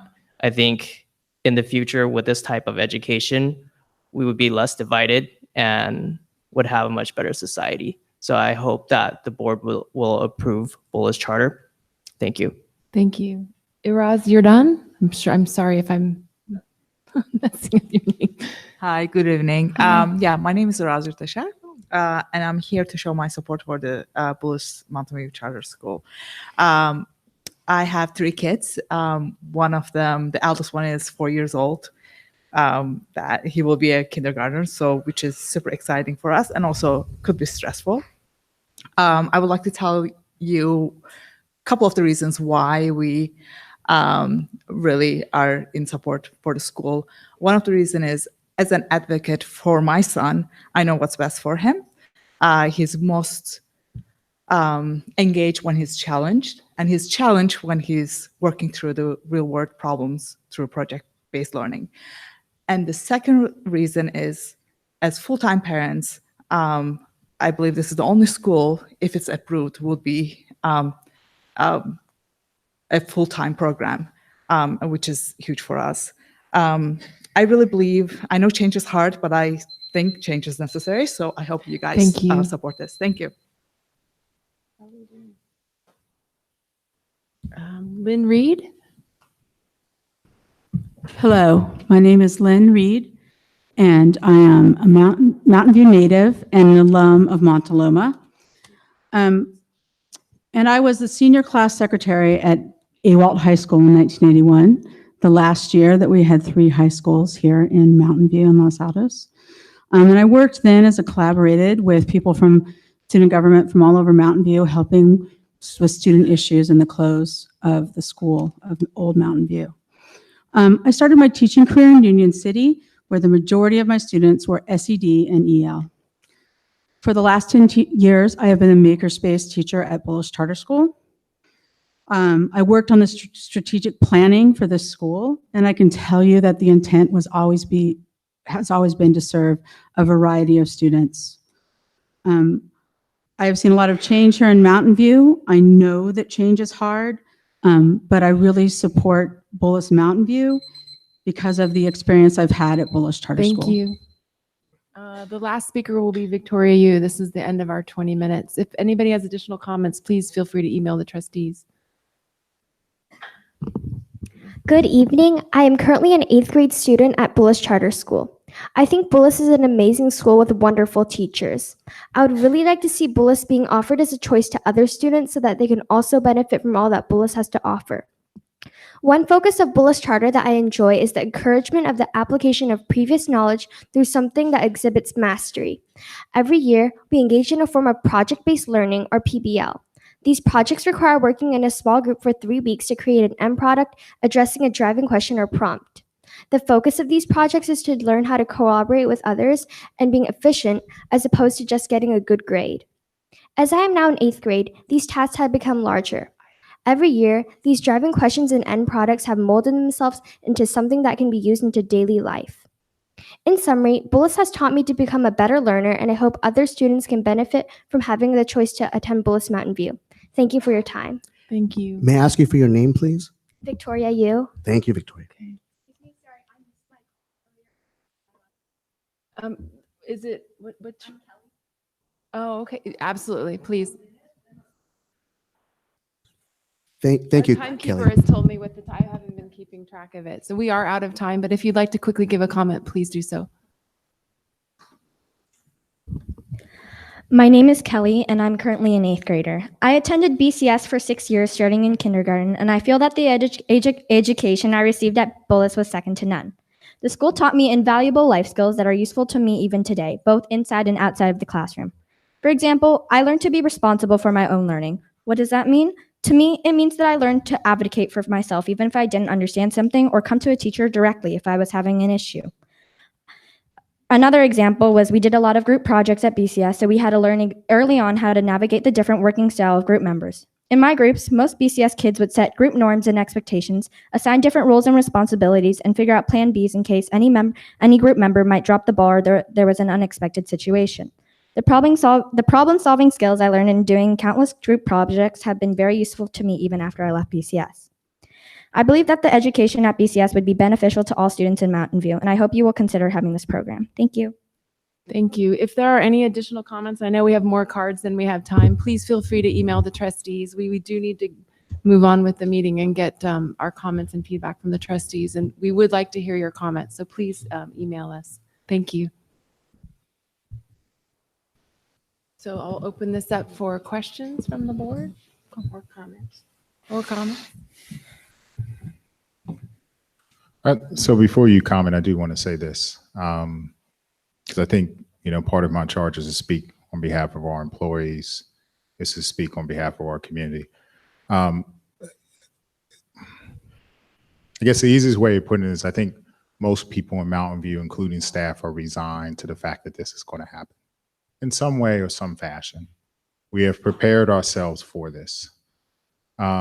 We do not like it. This has nothing to do about change, our ability to adjust with change. This has nothing to do about what they purport that they will be able to do. This does have to do about the process by which they did it. It has to do with the fact that they showed up at Castro on the dedication day and that they looked at the facility as if they were looking at a buffet table. It has everything to do with they published a letter and sent it to The Voice and never took the decency or the courtesy to reach out to us. It has everything to do with, yes, we have comparable schools that are performing just as well as they are. And those schools have different demographics and they have no proven track record. Now, I put in an open letter and I stated my position. I have overseen charter schools, and this is nothing about charters. This is nothing about the intentions or their good wills. In fact, the road to purgatory is paved with good intentions left and right. But what I will say is that I'm extremely disappointed in their approach and their demeanor and the way that they've done this. Even today, after we said 20 minutes, and after only 2 of our community members sat up here and talked about it, they took a majority of the time to say the exact same thing. And so, yes, we will welcome you and we will do our best to collaborate with you. But at the end of the day, this will be a transactional relationship because you believe that you can do something and that the only way that you can do it is by shoving it down our throats. And if there is one thing that I have learned as superintendent of this district over the last 4 years, is that we are willing to do whatever it takes for our kids. We are willing to devote the resources for our kids. We are willing to make the change. What we are not willing to do is we're not willing to not talk to each other and to communicate and to figure out a great path. And that is the disappointing part. It has nothing to do about whether or not I think your charter will be successful. It is that our community is different. Our community expects for you to engage us and for you to talk to us left and right. And you have yet to do that. That's what is at issue here. It is not your charter. And I wish that you would understand that. Nobody sits here and says, even Steve Nelson, who is one of my biggest critics, will always tell me that this is about our most at-risk kids and that we must talk, we must dialogue, we must come together and find a solution. You have not done that. And that tells me that you're just giving us lip service, and that's fine. And we can deal with that, and we will adjust. We will move forward. But my recommendation is based off of what I've heard from our community about their perception of your approach. And that is what is at issue here. And I know what my recommendation says, and it pained me to write it, but I cannot go forward and say this without at least expressing how I truly fear. I have employees that are afraid that they're going to lose their jobs. I have teachers who are talking about the loss of programs because of the additional funds that we're going to have to pay for you. I have families that are scared, and yes, you have supporters that want choice, and I'm all about that. But at the end of the day, if you would have just stopped and listened to us, if you would have just stopped and talked to us, you would have saw that just slowing down actually would have got you a better result. They say to NASA all the time, go twice as slow in order to move fast. If you just would have moved a little bit slower, you would not have a community that is resigned to welcome you. And instead, what you would have saw is people embrace you, and they would have talked to you, and they would have welcomed you with open arms, including staff. And I really wish that if you could go back in time, that you would have took that feedback to heart, and you would have changed your approach. And that's it.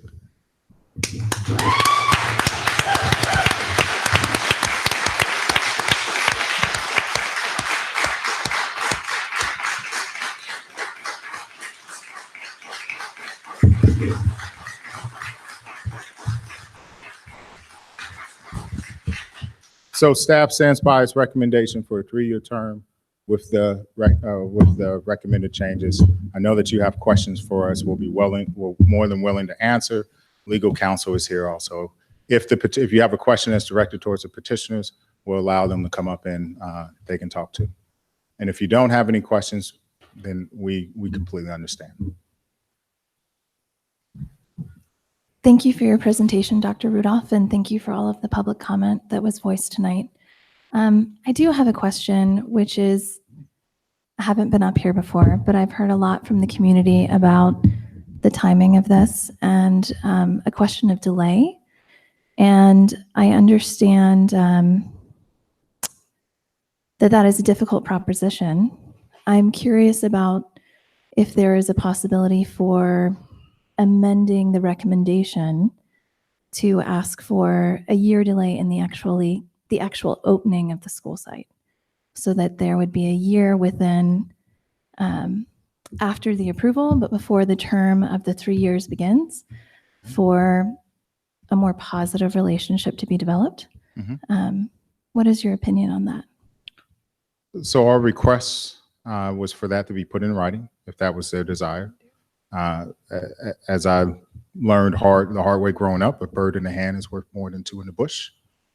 Based off of our conversations, I can't go off of words, and I'm not going to amend our recommendation based off of words. If it would have been placed in writing, we've been working over the past week to try and get this in writing. We have yet to hear anything from them, but it needs to be in writing. It cannot be, yes, we sort of agreed to this and we're going to go tell everybody this is what we're looking for, and yet they're not going to do it. So if their desire is to delay for a year, which was our initial request back in October, so it's not like we haven't asked this before, but if their intent is to delay, then my recommendation would change that they open in the 2020 school year, 2020-21 school year with a 3-year term with the same recommendations. And I just want to comment that is in Janine Ramirez's, I'm not sure if you're still here, the California Charter School Association also recommended that the ask come 18 months before the opening. That would be consistent. It would actually give you more time because it would have been more than 18 months. Hearing silence. Any other questions or comments from any other trustee? I may have more after you speak, but I would like to hear your comments. Sure. Well, it's no surprise. I'm not in favor of a charter school. Anything else? Can you explain your reasoning more? Sure. I've done it in the last few months, and I'll reiterate it again. And I've mentioned to you my position on this when we first met about a month or so ago. It's pretty simple. The last 4 years, this board has been going into a different direction. We have had more accountability and transparency than we had before, with all due respect, Honorable Wheeler. We've been able to get parents to buy in. We've been able to fund after-school tutorial programs, outreach services. We've been able to hire more help for our teachers in terms of IAs and also substitutes to help out with after-school intervention programs like Lexia. We've been able to do the community engagement facilitators and expand that program, along with preschool education, like I mentioned before. I don't need to repeat that again.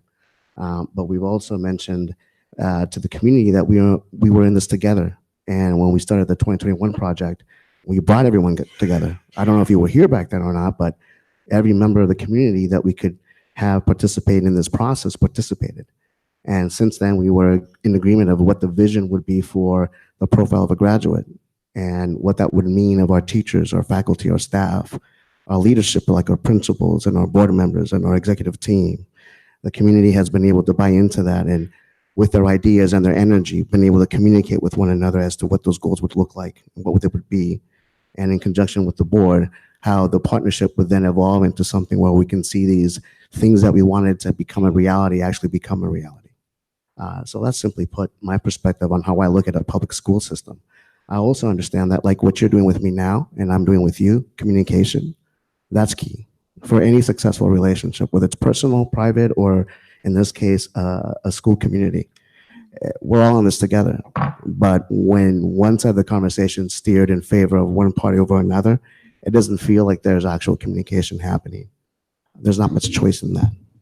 I don't mean to be ironic about that, but there's not much choice. In terms of the perspective of a choice in Mountain View Wisconsin School District, I think people forget, or maybe our community members here in the yellow t-shirts don't know that we already have 2 choice programs. We have Mistral and we also have Stevenson. With the inclusion of Bellis Mountain View, then we would have a 3rd. So the argument about having a choice doesn't resonate with me for obvious reasons.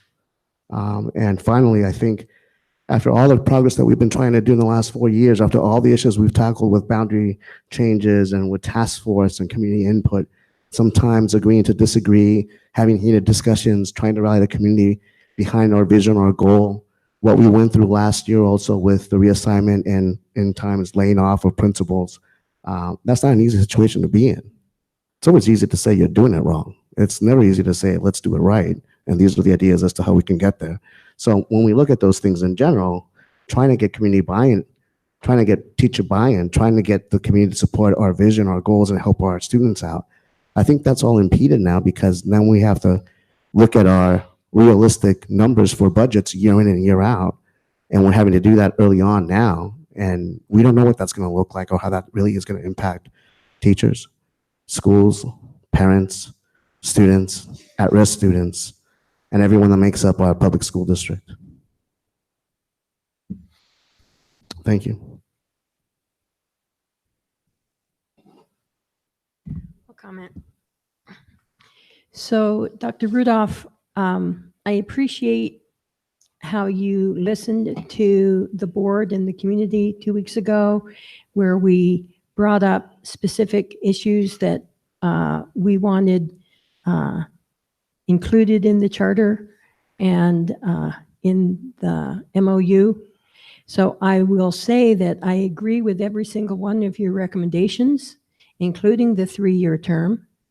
I appreciate how you're showing a lot of sensitivity to our students who are low income. And it's my understanding that the reason Bullis wants to come to Mountain View is to see if their program works with a large number of students like this.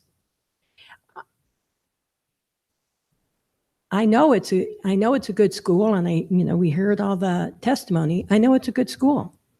We don't know if it's a good school for large numbers of low-income students or low-income ELL students. So I am particularly grateful that you have included in here in the MOU. And thank you, Sue Ann, for working on this for us. Specific metrics for number of students or percentage of students, low-income students, and rise in test scores.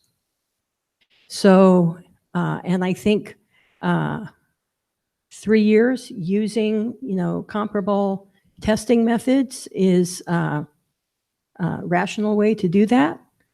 And, I appreciate how, you articulated that, you're in a bind, we're in a bind, this is charter school law.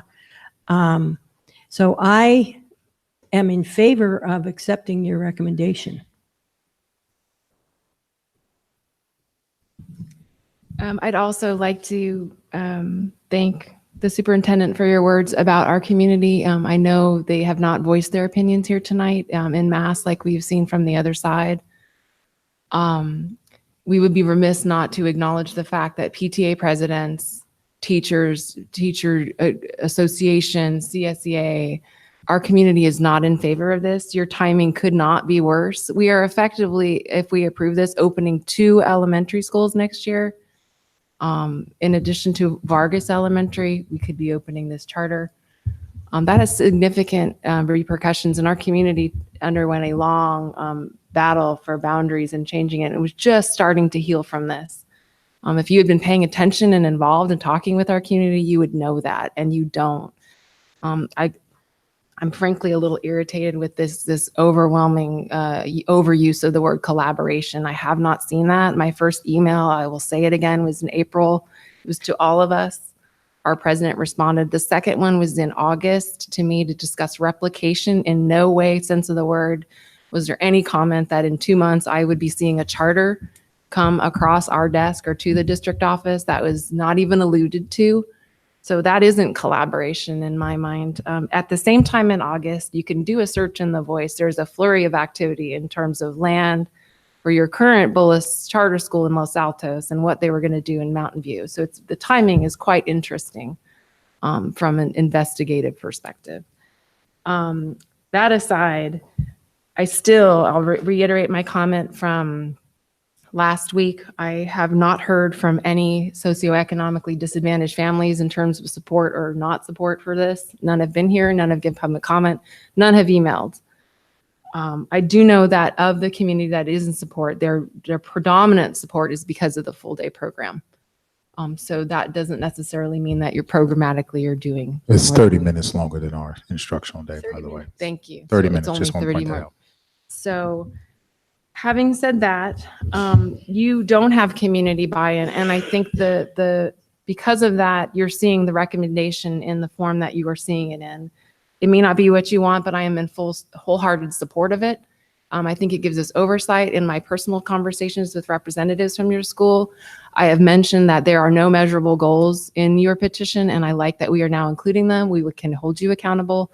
There's no reason to come here unless you can do better with this population. And in addition, setting and changing the priorities and moving up free and reduced lunch from those 3 school districts to number 1, free and reduced from our entire district to number 2, and siblings number 3, because they will be captured, because if their siblings are free and reduced lunch, so will they be. That holds you accountable, and that says you will serve the students you purport to want to serve. And that is something I do want to see, and that is something I am interested in. So thank you for this recommendation. It has my full support. Any questions or comments? Are there any more comments or Well, questions? I would also like to thank you for the recommendation. In particular, I'm very glad to see that the siblings priority is underneath these other priorities, because I would expect that not as many of the low SES families would apply this year, and then it would fill in with everybody that is more higher income, and that would just self-perpetuate. I do want to hold Bullis Mountain View accountable to serve this population. I'm willing to believe that they're being genuine when they say they want to serve this population. So I want to make sure that they do. And frankly, I mean, I do support it. We haven't voted yet. My expectation, though, based on what I've just heard, is that your recommendations will be approved. I hope they succeed with these kids, because these kids need help. And I do hope that this program is demonstrated to be effective. I want the best outcome for all the kids, all of our kids, whether they're Bullis Mountain View or standard Mountain View Wisconsin schools. And I also hope that, yes, it's been difficult, and we're not there yet.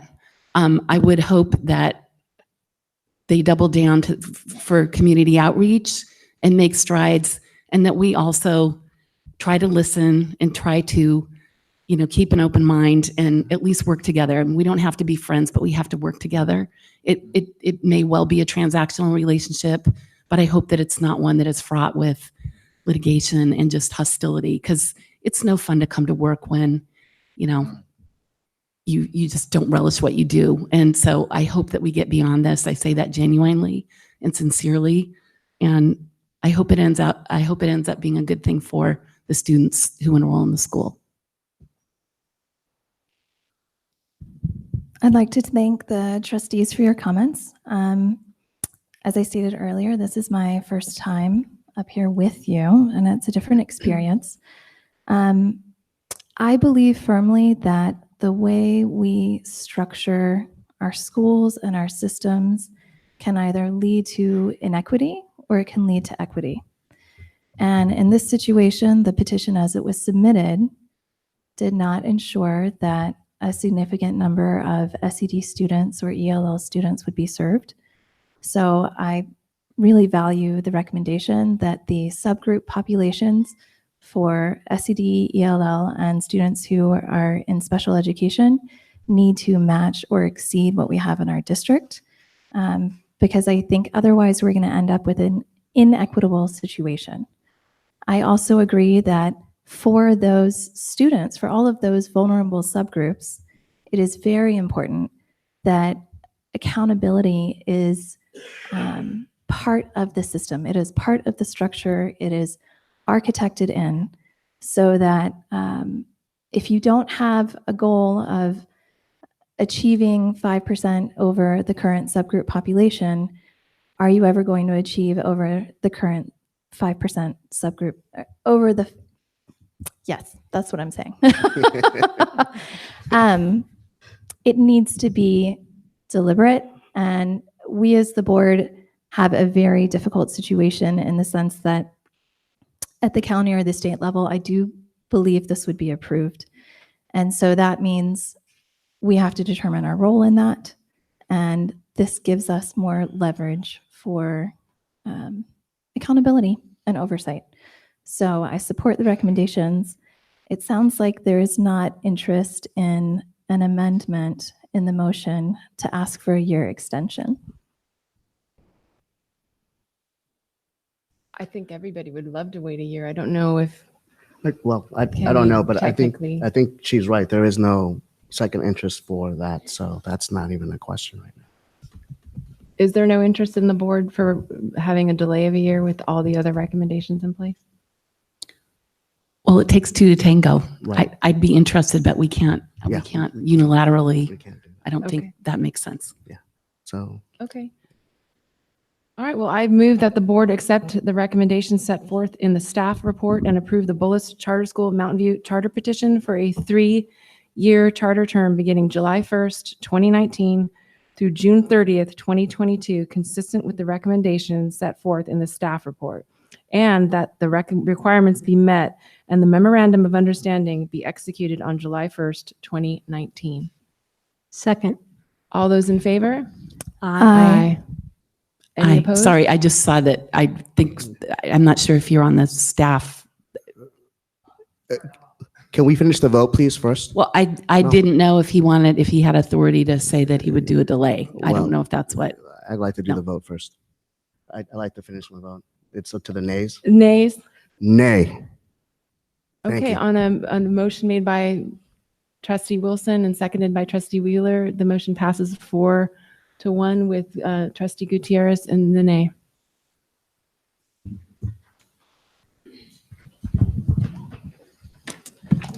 All right, next item is board updates. I'll send mine in. I've already sent mine in. If you haven't yet, please send Oh, your I board need to updates send to mine in. Ms. Sorry. Milka. And do we have any items for future agendas? I have a question. Can you? Yeah, Dr. Rudolph, you made reference to a requirement of February 1st for the Prop 39. Yes. So are we going to have a board meeting associated with that? Our goal is on the 24th to bring forth a recommendation to the board for you to approve. And so essentially, the recommendation should be finished by, I think it's the 17th or 18th of January, which is a pretty tight turnaround for staff, but we think we can get it done. And so we'll bring our analysis, how we investigated, what we thought was an appropriate site, and then we will suggest or make a recommendation to the board. At that point, the board can say yes or no, and then we'll submit the final one to the members of Bullis Mountain View by February 1st. So we want to make sure that the board weighs in and provides oversight on that before we move forward. Thank you. And also, I just want to point, because you brought this up, I think in our one-on-one, it's just the board retreat will show up on the agenda that goes out tomorrow. Okay. Or somebody brought it up in the one-on-one. I can't remember who. So that will definitely show up in the next one. All right, so we have the future board meeting dates outlined there, and we will add the board retreat. And I think it's February 9th. Yeah. February 9th. Okay. All right. And at 9. Okay, at 9:49, I adjourn the meeting of the Mountain View Westminster Board of Trustees. Thank you. Good job, President Wilson. Yes. Oh my God.